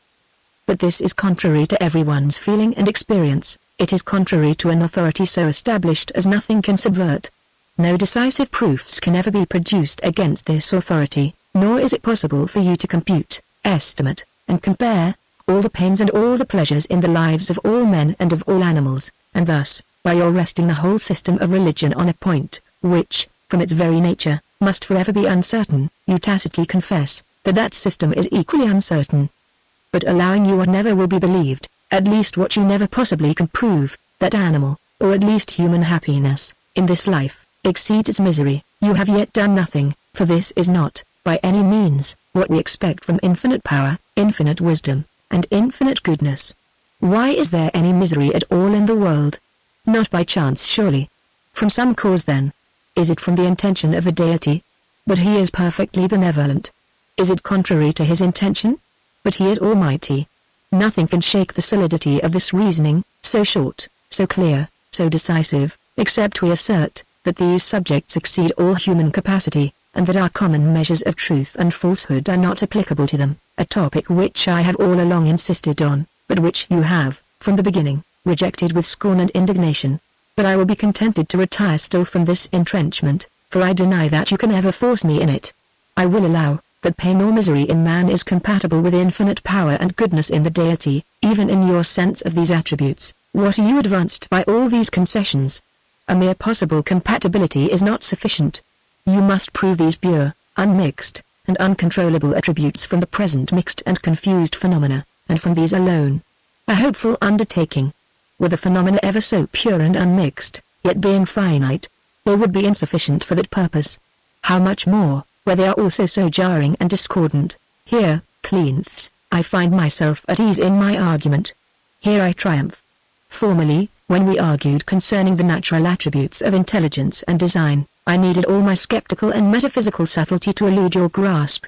In many views of the universe, and of its parts, particularly the latter, the beauty and fitness of final causes strike us with such irresistible force, that all objections appear, what I believe they really are, mere cavils and sophisms, nor can we then imagine how it was ever possible for us to repose any weight on them. But there is no view of human life, or of the condition of mankind, from which, without the greatest violence, we can infer the moral attributes, or learn that infinite benevolence, conjoined with infinite power and infinite wisdom, which we must discover by the eyes of faith alone. It is your turn now to tug the laboring oar, and to support your philosophical subtleties against the dictates of plain reason and experience. Part 11. I scruple not to allow, said Cleanthes, that I have been the partisans to suspect the frequent repetition of the word infinite, which we meet with in all theological writers, to savour more of panegyric than of philosophy, and that any purposes of reasoning, and even of religion, would be better served, were we to rest contented with more accurate and more moderate expressions. The terms, admirable, excellent, superlatively great, wise, and holy, these sufficiently fill the imaginations of men, and anything beyond, besides that it leads into absurdities, has no influence on the affections or sentiments. Thus, in the present subject, if we abandon all human analogy, as seems your intention, Demea, I am afraid we abandon all religion, and retain no conception of the great object of our adoration. If we preserve human analogy, we must forever find it impossible to reconcile any mixture of evil in the universe with infinite attributes, much less can we ever prove the latter from the former. But supposing the author of nature to be finitely perfect, though far exceeding mankind, a satisfactory account may then be given of natural and moral evil, and every untoward phenomenon be explained and adjusted. A less evil may then be chosen, in order to avoid a greater, inconveniences be submitted to, in order to reach a desirable end, and in a word, benevolence, regulated by wisdom, and limited by necessity, may produce just such a world as the present. You, Philo, who are so prompt at starting views, and reflections, and analogies, I would gladly hear, at length, without interruption, your opinion of this new theory, and if it deserve our attention, we may afterwards, at more leisure, reduce it into form. My sentiments, replied Philo, are not worth being made a mystery of, and therefore, without any ceremony, I shall deliver what occurs to me with regard to the present subject. It must, I think, be allowed, that if a very limited intelligence, whom we shall suppose utterly unacquainted with the universe, were assured, that it were the production of a very good, wise, and powerful being, however finite, he would, from his conjectures, form beforehand a different notion of it from what we find it to be by experience, nor would he ever imagine, merely from these attributes of the cause, of which he is informed, that the effect could be so full of vice and misery and disorder, as it appears in this life. Supposing now, that this person were brought into the world, still assured that it was the workmanship of such a sublime and benevolent being, he might, perhaps, be surprised at the disappointment, but would never retract his former belief, if founded on any very solid argument, since such a limited intelligence must be sensible of his own blindness and ignorance, and must allow, that there may be many solutions of those phenomena, which will forever escape his comprehension. But supposing, which is the real case with regard to man, that this creature is not antecedently convinced of a supreme intelligence, benevolent, and powerful, but is left to gather such a belief from the appearances of things, this entirely alters the case, nor will he ever find any reason for such a conclusion. He may be fully convinced of the narrow limits of his understanding, but this will not help him in forming an inference concerning the goodness of superior powers, since he must form that inference from what he knows, not from what he is ignorant of. The more you exaggerate his weakness and ignorance, the more diffident you render him, and give him the greater suspicion that such subjects are beyond the reach of his faculties. You are obliged, therefore, to reason with him merely from the known phenomena, and to drop every arbitrary supposition or conjecture. Did I show you a house or palace, where there was not one apartment convenient or agreeable, where the windows, doors, fires, passages, stairs, and the whole economy of the building, were the source of noise, confusion, fatigue, darkness, and the extremes of heat and cold, you would certainly blame the contrivance, without any further examination. The architect would in vain display his subtlety, and prove to you, that if this door or that window were altered, greater ills would ensue. What he says may be strictly true, the alteration of one particular, while the other parts of the building remain, may only augment the inconveniences. But still you would assert in general, that, if the architect had had skill and good intentions, he might have formed such a plan of the whole, and might have adjusted the parts in such a manner, as would have remedied all or most of these inconveniences. His ignorance, or even your own ignorance of such a plan, will never convince you of the impossibility of it. If you find any inconveniences and deformities in the building, you will always, without entering into any detail, condemn the architect. In short, I repeat the question, is the world, considered in general, and as it appears to us in this life, different from what a man, or such a limited being, would, beforehand, expect from a very powerful, wise, and benevolent deity? It must be strange prejudice to assert the contrary. And from thence I conclude, that however consistent the world may be, allowing certain suppositions and conjectures, with the idea of such a deity, it can never afford us an inference concerning his existence. The consistence is not absolutely denied, only the inference. Conjectures, especially where infinity is excluded from the divine attributes, may perhaps be sufficient to prove a consistence, but can never be foundations for any inference. There seem to be four circumstances, on which depend all, or the greatest part of the ills, that molest sensible creatures, and it is not impossible but all these circumstances may be necessary and unavoidable. We know so little beyond common life, or even of common life, that, with regard to the economy of a universe, there is no conjecture, however wild, which may not be just, nor any one, however plausible, which may not be erroneous. All that belongs to human understanding, in this deep ignorance and obscurity, is to be skeptical, or at least cautious, and not to admit of any hypothesis whatever, much less of any which is supported by no appearance or probability. Now, this I assert to be the case with regard to all the causes of evil, and the circumstances on which it depends. None of them appear to human reason in the least degree necessary or unavoidable, nor can we suppose them such, without the utmost license of imagination.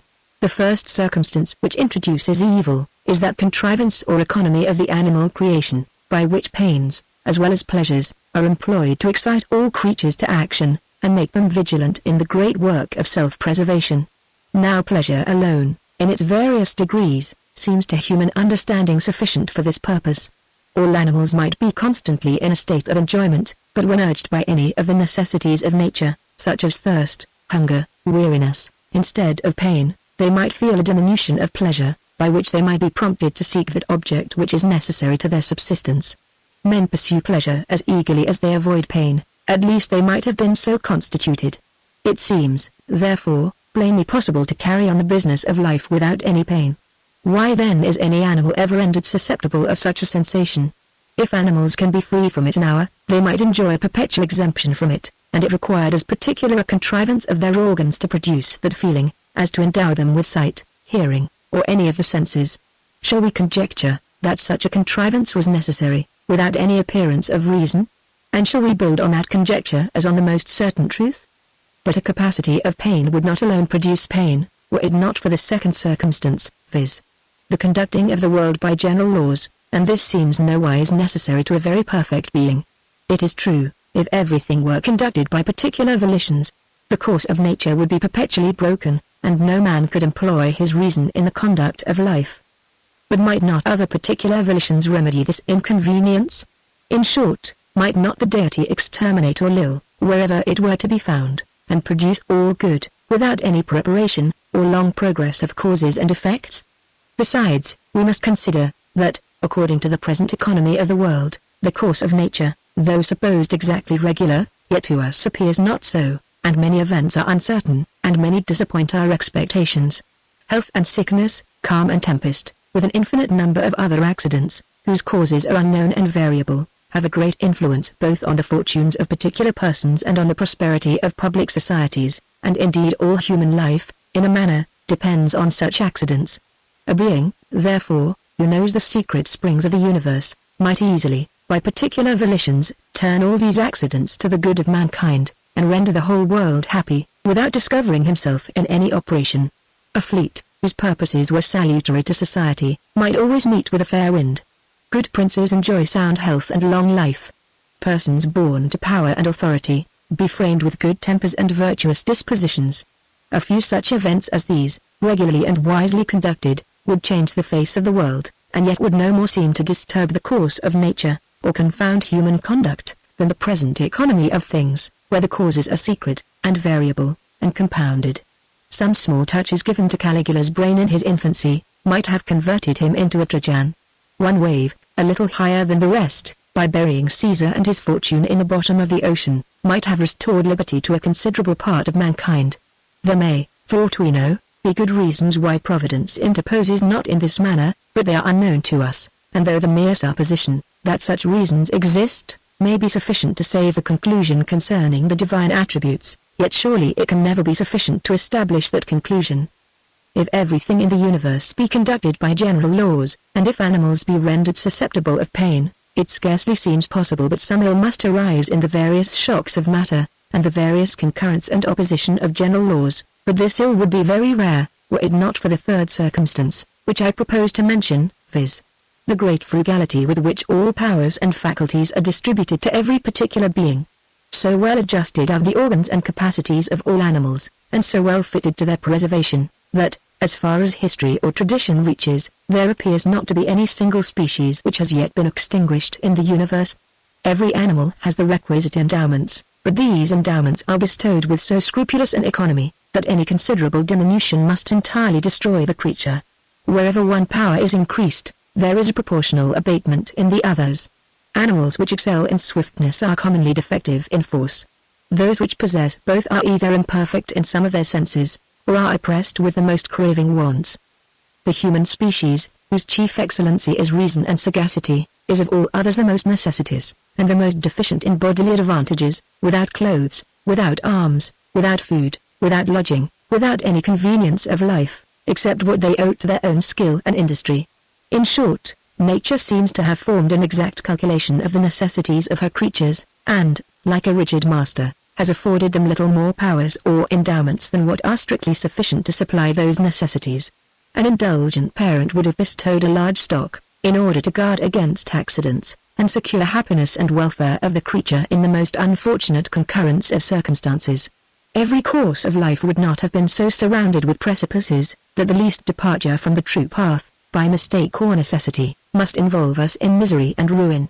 Some reserve, some fund, would have been provided to ensure happiness, nor would the powers and the necessities have been adjusted with so rigid an economy. The author of nature is inconceivably powerful, his force is supposed great, if not altogether inexhaustible, nor is there any reason, as far as we can judge, to make him observe this strict frugality in his dealings with his creatures. It would have been better, were his power extremely limited, to have created fewer animals, and to have endowed these with more faculties for their happiness and preservation. A builder is never esteemed prudent, who undertakes a plan beyond what his stock will enable him to finish. In order to cure most of the ills of human life, I require not that man should have the wings of the eagle, the swiftness of the stag, the force of the ox, the arms of the lion, the scales of the crocodile or rhinoceros, much less do I demand the sagacity of an angel or cherubim. I am contented to take an increase in one single power or faculty of his soul. Let him be endowed with a greater propensity to industry and labor, a more vigorous spring and activity of mind, a more constant bent to business and application. Let the whole species possess naturally an equal diligence with that which many individuals are able to attain by habit and reflection, and the most beneficial consequences, without any allay of ill, is the immediate and necessary result of this endowment.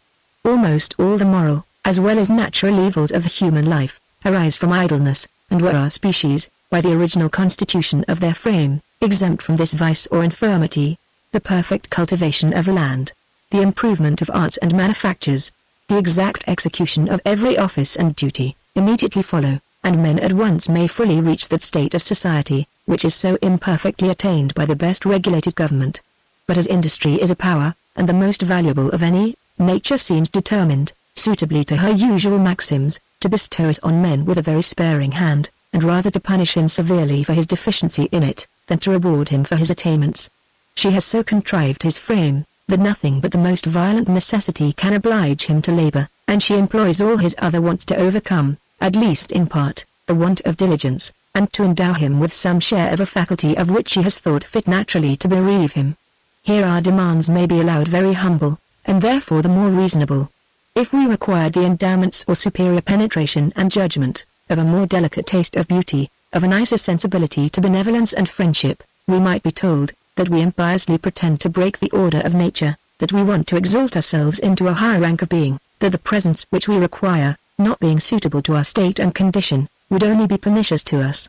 But it is hard, I dare to repeat it, it is hard, that that being placed in a world so full of wants and necessities, where almost every being and element is either after or refuses its assistance, we should also have our own temper to struggle with, and should be deprived of that faculty which can alone fence against these multiplied evils. The fourth circumstance, whence arises the misery and ill of the universe, is the inaccurate workmanship of all the springs and principles of the great machine of nature.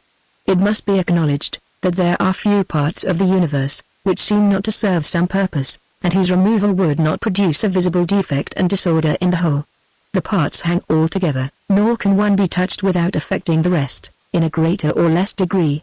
But at the same time, it must be observed, that none of these parts or principles, however useful, are so accurately adjusted, as to keep precisely within those bounds in which their utility consists, but they are, all of them, apartment, on every occasion, to run into the one extreme or the other. One would imagine, that this grand production had not received the last hand of the maker, so little finished is every part, and so coarse are the strokes with which it is executed.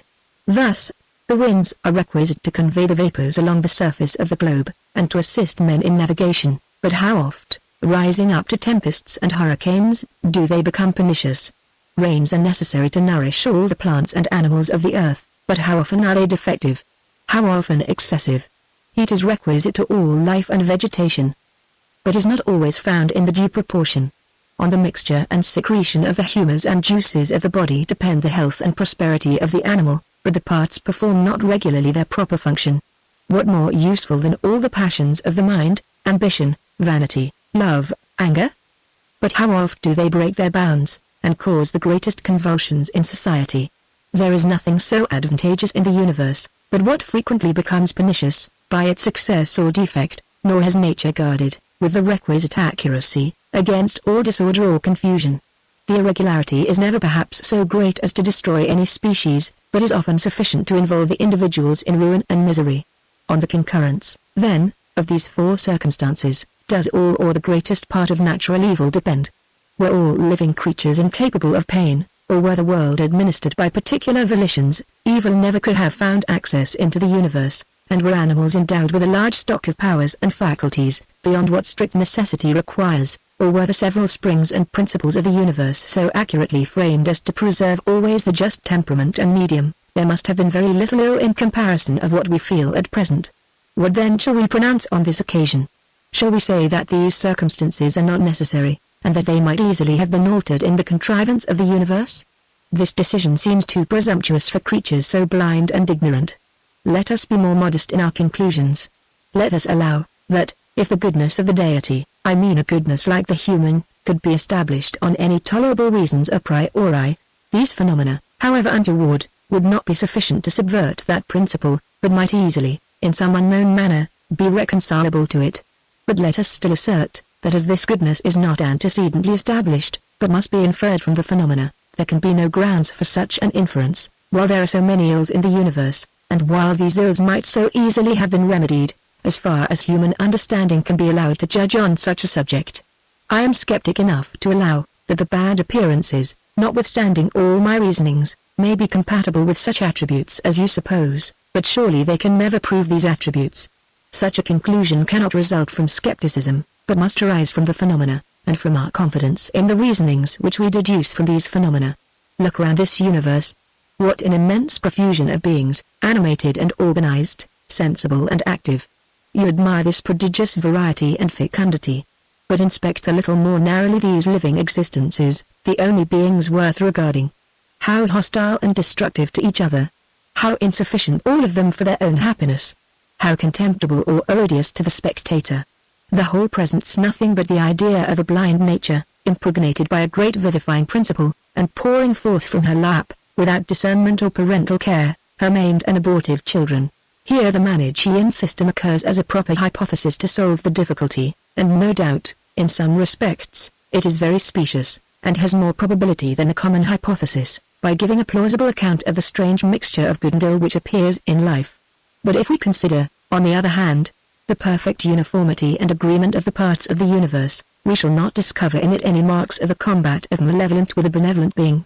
There is indeed an opposition of pains and pleasures in the feelings of sensible creatures, but are not all the operations of nature carried on by an opposition of principles, of hot and cold, moist and dry, light and heavy?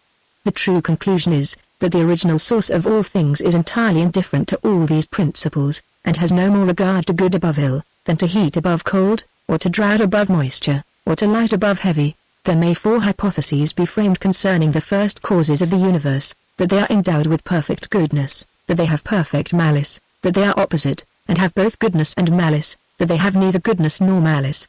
Mixed phenomena can never prove the 2 former unmixed principles, and the uniformity and steadiness of general law seem to oppose the third. The fourth, therefore, seems by far the most probable. What I have said concerning natural evil will apply to moral, with little or no variation, and we have no more reason to infer, that the rectitude of the Supreme Being resembles human rectitude, than that his benevolence resembles the human. Nay, it will be thought, that we have still greater cause to exclude from him moral sentiments, such as we feel them, since moral evil, in the opinion of many, is much more predominant above moral good than natural evil above natural good.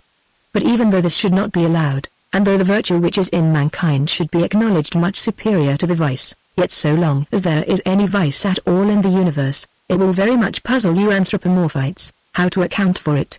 You must assign a cause for it, without having recourse to the first cause. But as every effect must have a cause, and that cause another, you must either carry on the progression in infinitum, or rest on that original principle, who is the ultimate cause of all things. Hold! Hold! Cried Demir, whither does your imagination hurry you?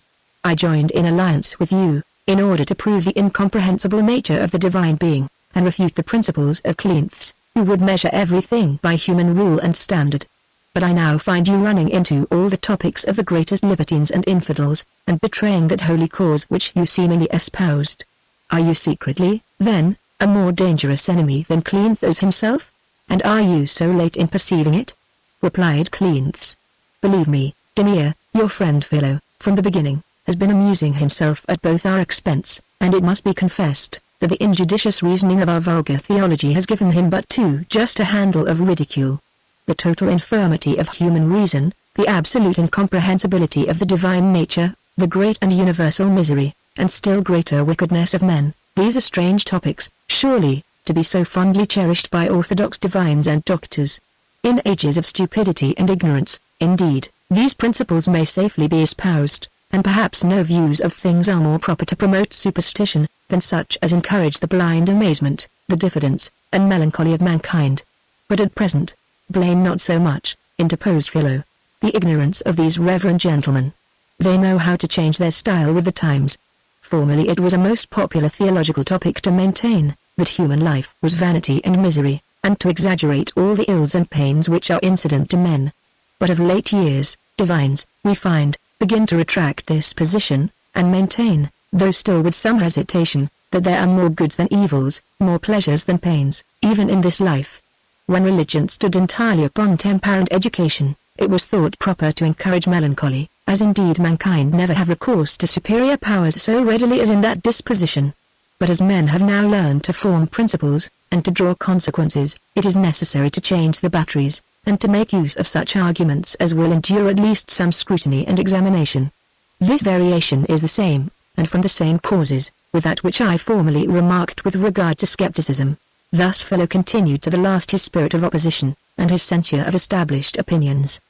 But I could observe that Demir did not at all relish the latter part of the discourse, and he took occasion soon after, on some pretence or other, to leave the company. Part 12. After Demir's departure, Cleanthes and Philo continued the conversation in the following manner. Our friend, I am afraid, said Cleanthes, will have little inclination to revive this topic of discourse, while you are in company, and to tell truth, Philo, I should rather wish to reason with either of you apart on a subject so sublime and interesting. Your spirit of controversy, joined to your abhorrence of vulgar superstition, carries you strange lengths, when engaged in an argument, and there is nothing so sacred and venerable, even in your own eyes, which you spare on that occasion. I must confess, replied Philo, that I am less cautious on the subject of natural religion than on any other, both because I know that I can never, on that head, corrupt the principles of any man of common sense, and because no one, I am confident, in whose eyes I appear a man of common sense, will ever mistake my intentions. You, in particular, Cleanthes, with whom I live in unreserved intimacy, you are sensible, that notwithstanding the freedom of my conversation, and my love of singular arguments, no one has a deeper sense of religion impressed on his mind, or pays more profound adoration to the divine being, as he discovers himself to reason, in the inexplicable contrivance and artifice of nature. A purpose, an intention, a design, strikes everywhere the most careless, the most stupid thinker, and no man can be so hardened in absurd systems, as at all times to reject it. That nature does nothing in vain, is a maxim established in all the schools, merely from the contemplation of the works of nature, without any religious purpose, and, from a firm conviction of its truth, an anatomist, who had observed a new organ or canal, would never be satisfied till he had also discovered its use and intention. One great foundation of the Copernican system is the maxim, that nature acts by the simplest methods, and chooses the most proper means to any end, and astronomers often, without thinking of it, lay this strong foundation of piety and religion. The same thing is observable in other parts of philosophy, and thus all the sciences almost lead us insensibly to acknowledge a first intelligent author, and their authority is often so much the greater, as they do not directly profess that intention. It is with pleasure I hear Galen reason concerning the structure of the human body. The anatomy of a man, says he, 9, discovers above 600 different muscles, and whoever duly considers these, will find, that, in each of them, nature must have adjusted at least 10 different circumstances, in order to attain the end which she proposed, proper figure, just magnitude, right disposition of the several ends, upper and lower position of the whole, the due insertion of the several nerves, veins, and arteries, so that, in the muscles alone, above 6,000 several views and intentions must have been formed and executed. The bones he calculates to be 284, the distinct purposes aimed at in the structure of each, above 40. What a prodigious display of artifice, even in these simple and homogeneous parts! But if we consider the skin, ligaments, vessels, glandules, tumors, the several limbs and members of the body, how must our astonishment rise upon us, in proportion to the number and intricacy of the parts so artificially adjusted. The further we advance in these researches, we discover new scenes of art and wisdom, but descry still, at a distance, further scenes beyond our reach, in the fine internal structure of the parts, in the economy of the brain, in the fabric of the seminal vessels. All these artifices are repeated in every different species of animal, with wonderful variety, and with exact propriety, suited to the different intentions of nature in framing each species. And if the infidelity of Galen, even when these natural sciences were still imperfect, could not withstand such striking appearances, to what pitch of pertinacious obstinacy must a philosopher in this age have attained, who can now doubt of a supreme intelligence? Could I meet with one of this species, who, I thank God, are very rare, I would ask him, supposing there were a God, who did not discover himself immediately to our senses, were it possible for him to give stronger proofs of his existence, than what appear on the whole face of nature? What indeed could such a divine being do, but copy the present economy of things, render many of his artifices so plain, that no stupidity could mistake them, afford glimpses of still greater artifices, which demonstrate his prodigious superiority above our narrow apprehensions, and conceal altogether a great many from such imperfect creatures? Now, according to all rules of just reasoning, every fact must pass for undisputed, when it is supported by all the arguments which its nature admits of, even though these arguments be not, in themselves, very numerous or forcible. How much more, in the present case, where no human imagination can compute their number, and no understanding estimate their cogency. I shall further add, said Cleanthes, to what you have so well urged, that one great advantage of the principle of theism, is, that it is the only system of cosmogony which can be rendered intelligible and complete, and yet can throughout preserve a strong analogy to what we every day see and experience in the world. The comparison of the universe to a machine of human contrivance, is so obvious and natural, and is justified by so many instances of order and design in nature, that it must immediately strike all unprejudiced apprehensions, and procure universal approbation. Whoever attempts to weaken this theory, cannot pretend to succeed by establishing in its place any other that is precise and determinate. It is sufficient for him if he start doubts and difficulties, and by remote and abstract views of things, reach that suspense of judgment, which is here the utmost boundary of his wishes. But, besides that this state of mind is in itself unsatisfactory, it can never be steadily maintained against such striking appearances as continually engage us into the religious hypothesis. A false, absurd system, human nature, from the force of prejudice, is capable of adhering to with obstinacy and perseverance, but no system at all, in opposition to a theory supported by strong and obvious reason, by a natural propensity, and by early education, I think it absolutely impossible to maintain or defend. So little, replied Philo, do I esteem this suspense of judgment in the present case to be possible, that I am apartment to suspect there enters somewhat of a dispute of words into this controversy, more than is usually imagined. That the works of nature bear a great analogy to the productions of art, is evident, and according to all the rules of good reasoning, we ought to infer, if we argue at all concerning them, that their causes have a proportional analogy. But as there are also considerable differences, we have reason to suppose a proportional difference in the causes, and in particular, ought to attribute a much higher degree of power and energy to the supreme cause, than any we have ever observed in mankind. Here then the existence of a deity is plainly ascertained by reason, and if we make it a question, whether, on account of these analogies, we can properly call him a mind or intelligence, notwithstanding the vast difference which may reasonably be supposed between him and human minds, what is this but a mere verbal controversy? No man can deny the analogies between the effects. To restrain ourselves from inquiring concerning the causes is scarcely possible. From this inquiry, the legitimate conclusion is, that the causes have also an analogy, and if we are not contented with calling the first and supreme cause a god or deity, but desire to vary the expression, what can we call him but mind or thought, to which he is justly supposed to bear a considerable resemblance? All men of sound reason are disgusted with verbal disputes, which abound so much in philosophical and theological inquiries, and it is found, that the only remedy for this abuse must arise from clear definitions, from the precision of those ideas which enter into any argument, and from the strict and uniform use of those terms which are employed. But there is a species of controversy, which, from the very nature of language and of human ideas, is involved in perpetual ambiguity, and can never, by any precaution or any definitions, be able to reach a reasonable certainty or precision. These are the controversies concerning the degrees of any quality or circumstance. Men may argue to all eternity, whether Hannibal be a great, or a very great, or a superlatively great man, what degree of beauty Cleopatra possessed, what epithet of praise Livy or Thucydides is entitled to, without bringing the controversy to any determination. The disputants may here agree in their sense, and differ in the terms, or vice versa, yet never be able to define their terms, so as to enter into each other's meaning, because the degrees of these qualities are not, like quantity or number, susceptible of any exact mensuration, which may be the standard in the controversy. That the dispute concerning theism is of this nature, and consequently is merely verbal, or perhaps, if possible, still more incurably ambiguous, will appear upon the slightest inquiry. I ask the theist, if he does not allow, that there is a great and immeasurable, because incomprehensible difference between the human and the divine mind, the more pious he is, the more readily will he assent to the affirmative, and the more will he be disposed to magnify the difference. He will even assert, that the difference is of a nature which cannot be too much magnified.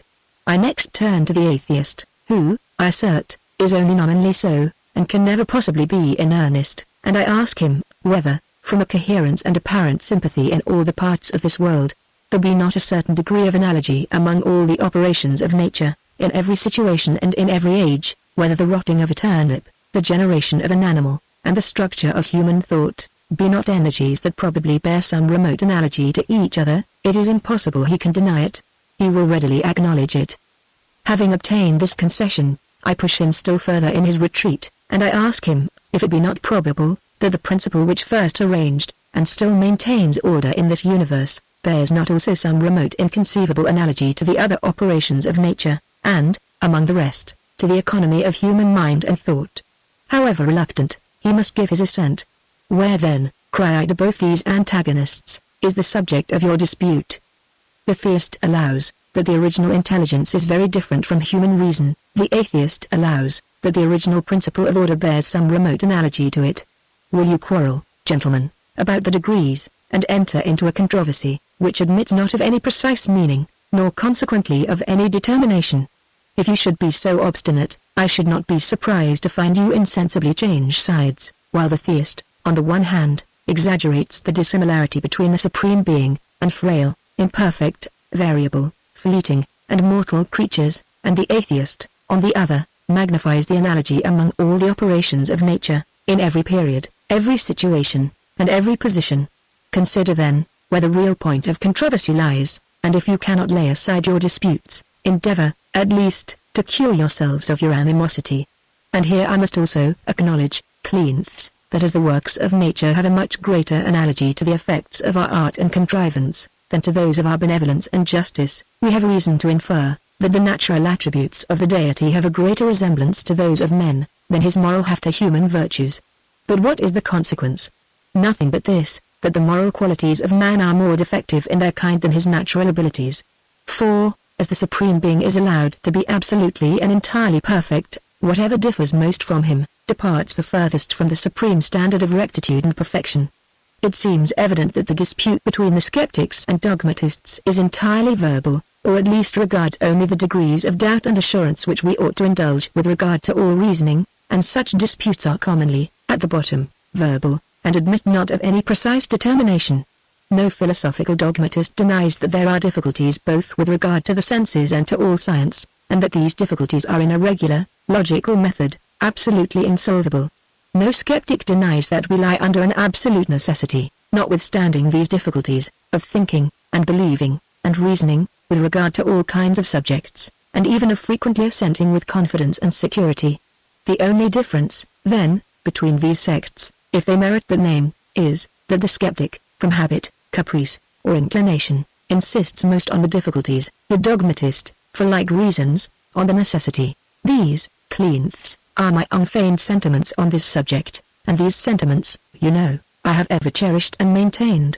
But in proportion to my veneration for true religion, is my abhorrence of vulgar superstitions, and I indulge a peculiar pleasure, I confess, in pushing such principles, sometimes into absurdity, sometimes into impiety. And you are sensible, that all bigots, notwithstanding their great aversion to the latter above the former, are commonly equally guilty of both. My inclination, replied Cleanths, lies, I own, a contrary way. Religion, however corrupted, is still better than no religion at all.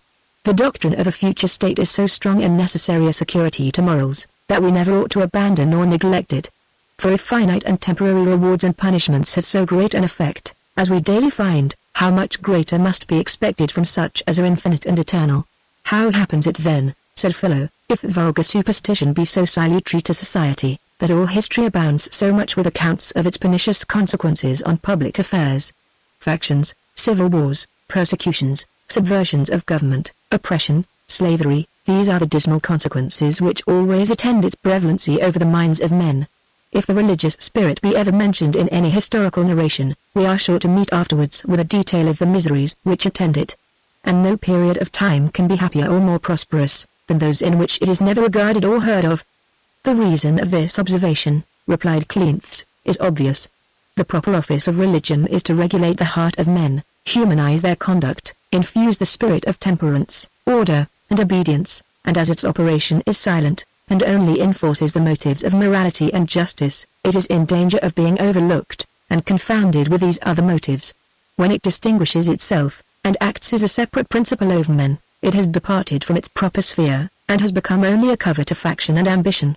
And so will all religion, said Philo, except the philosophical and rational kind. Your reasonings are more easily eluded than my facts. The inference is not just, because finite and temporary rewards and punishments have so great influence, that therefore such as are infinite and eternal must have so much greater. Consider, I beseech you, the attachment which we have to present things, and the little concern which we discover for objects so remote and uncertain. When divines are declaiming against the common behavior and conduct of the world, they always represent this principle as the strongest imaginable, which indeed it is, and describe almost all humankind as lying under the influence of it, and sunk into the deepest lethargy and unconcern about their religious interests. Yet these same divines, when they refute their speculative antagonists, suppose the motives of religion to be so powerful, that, without them, it were impossible for civil society to subsist, nor are they ashamed of so palpable a contradiction. It is certain, from experience, that the smallest grain of natural honesty and benevolence has more effect on men's conduct, than the most pompous views suggested by theological theories and systems. A man's natural inclination works incessantly upon him, it is forever present to the mind, and mingles itself with every view and consideration, whereas religious motives, where they act at all, operate only by starts and bounds, and it is scarcely possible for them to become altogether habitual to the mind. The force of the greatest gravity, say the philosophers, is infinitely small, in comparison of that of the least impulse, yet it is certain, that the smallest gravity will, in the end, prevail above a great impulse, because no strokes or blows can be repeated with such constancy as attraction and gravitation. Another advantage of inclination, it engages on its side all the wit and ingenuity of the mind, and when set in opposition to religious principles, seeks every method and art of eluding them, in which it is almost always successful. Who can explain the heart of man, or account for those strange salvos and excuses, with which people satisfy themselves, when they follow their inclinations in opposition to their religious duty? This is well understood in the world, and none but fools ever repose less trust in a man, because they hear, that from study and philosophy, he has entertained some speculative doubts with regard to theological subjects. And when we have to do with a man, who makes a great profession of religion and devotion, has this any other effect upon several, who pass for prudent, than to put them on their guard, lest they be cheated and deceived by him? We must further consider, that philosophers, who cultivate reason and reflection, stand less in need of such motives to keep them under the restraint of morals, and that the vulgar, who alone may need them, are utterly incapable of so pure a religion as represents the deity to be pleased with nothing but virtue in human behavior. The recommendations to the divinity are generally supposed to be either frivolous observances, or rapturous ecstasies, or a bigoted credulity. We need not run back into antiquity, or wander into remote regions, to find instances of this degeneracy. Amongst ourselves, some have been guilty of that atrociousness, unknown to the Egyptian and Grecian superstitions, of declaiming in express terms, against morality, and representing it as a sure forfeiture of the divine favor, if the least trust or reliance be laid upon it. But even though superstition or enthusiasm should not put itself in direct opposition to morality, the very diverting of the attention, the raising up a new and frivolous species of merit, the preposterous distribution which it makes of praise and blame, must have the most pernicious consequences, and weaken extremely men's attachment to the natural motives of justice and humanity. Such a principle of action likewise, not being any of the familiar motives of human conduct, acts only by intervals on the temper, and must be roused by continual efforts, in order to render the pious zealot satisfied with his own conduct, and make him fulfill his devotional task. Many religious exercises are entered into with seeming fervor, where the heart, at the time, feels cold and languid. A habit of dissimulation is by degrees contracted, and fraud and falsehood become the predominant principle. Hence the reason of that vulgar observation, that the highest zeal in religion and the deepest hypocrisy, so far from being inconsistent, are often or commonly united in the same individual character. The bad effects of such habits, even in common life, are easily imagined. But where the interests of religion are concerned, no morality can be forcible enough to bind the enthusiastic zealot. The sacredness of the cause sanctifies every measure which can be made use of to promote it. The steady attention alone to so important an interest as that of eternal salvation, is a parchment to extinguish the benevolent affections, and beget a narrow, contracted selfishness. And when such a temper is encouraged, it easily eludes all the general precepts of charity and benevolence. Thus, the motives of vulgar superstition have no great influence on general conduct, nor is their operation favorable to morality, in the instances where they predominate. Is there any maxim in politics more certain and infallible, than that both the number and authority or priests should be confined within very narrow limits, and that the civil magistrate ought, for ever, to keep his fasces and axes from such dangerous hands? But if the spirit of popular religion were so salutary to society, a contrary maxim ought to prevail. The greater number of priests, and their greater authority and riches, will always augment the religious spirit. And though the priests have the guidance of this spirit, why may we not expect a superior sanctity of life, and greater benevolence and moderation, from persons who are set apart for religion, who are continually inculcating it upon others, and who must themselves imbibe a greater share of it? Whence comes it then, that, in fact, the utmost a wise magistrate can propose with regard to popular religions, is, as far as possible, to make a saving game of it, and to prevent their pernicious consequences with regard to society? Every expedient which he tries for so humble a purpose is surrounded with inconveniences. If he admits only one religion among his subjects, he must sacrifice, to an uncertain prospect of tranquillity, every consideration of public liberty, science, reason, industry, and even his own independency. If he gives indulgence to several sects, which is the wiser maxim, he must preserve a very philosophical indifference to all of them, and carefully restrain the pretensions of the prevailing sect, otherwise he can expect nothing but endless disputes, quarrels, factions, persecutions, and civil commotions. True religion, I allow, has no such pernicious consequences, but we must treat of religion, as it has commonly been found in the world, nor have I anything to do with that speculative tenet of theism, which, as it is a species of philosophy, must partake of the beneficial influence of that principle, and at the same time must lie under a like inconvenience, of being always confined to very few persons. Oaths are requisite in all courts of judicature, but it is a question whether their authority arises from any popular religion. It is the solemnity and importance of the occasion, the regard to reputation, and the reflecting on the general interests of society, which are the chief restraints upon mankind. Custom house oaths and political oaths are but little regarded even by some who pretend to principles of honesty and religion, and a Quaker's asseveration is with us justly put upon the same footing with the oath of any other person. I know that Polybius 10 ascribes the infamy of Greek faith to the prevalency of the Epicurean philosophy, but I know also that Punic faith had as bad a reputation in ancient times as Irish evidence has in modern, though we cannot account for these vulgar observations by the same reason. Not to mention that Greek faith was infamous before the rise of the Epicurean philosophy, and Euripides, 11, in a passage which I shall point out to you, has glanced a remarkable stroke of satire against his nation, with regard to this circumstance. Take care, Philo, replied Cleanthes, take care, push not matters too far, allow not your zeal against false religion to undermine your veneration for the true.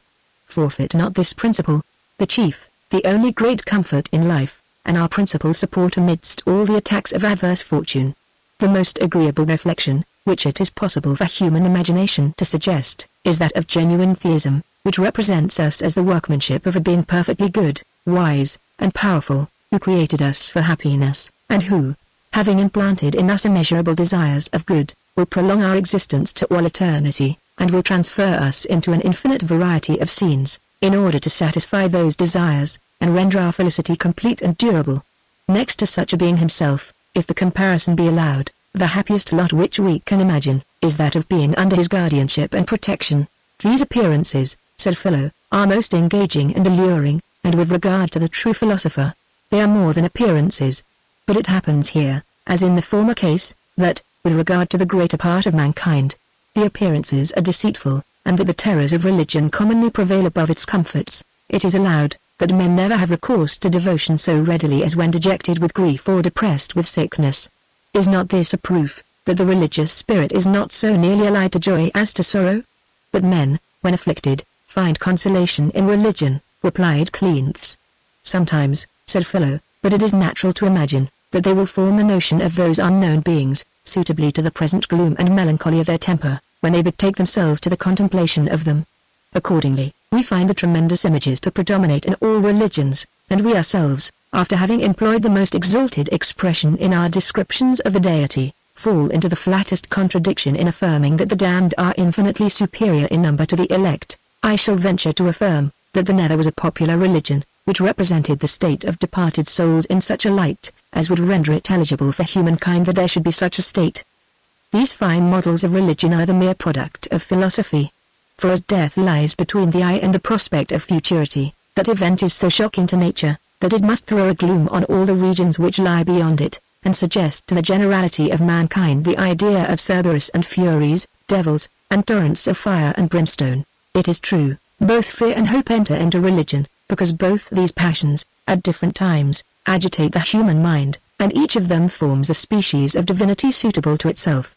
But when a man is in a cheerful disposition, he is fit for business, or company, or entertainment of any kind, and he naturally applies himself to these, and thinks not of religion.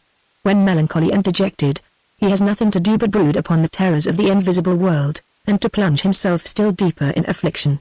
It may indeed happen, that after he has, in this manner, engraved the religious opinions deep into his thought and imagination, there may arrive a change of health or circumstances, which may restore his good humor, and raising cheerful prospects of futurity, make him run into the other extreme of joy and triumph.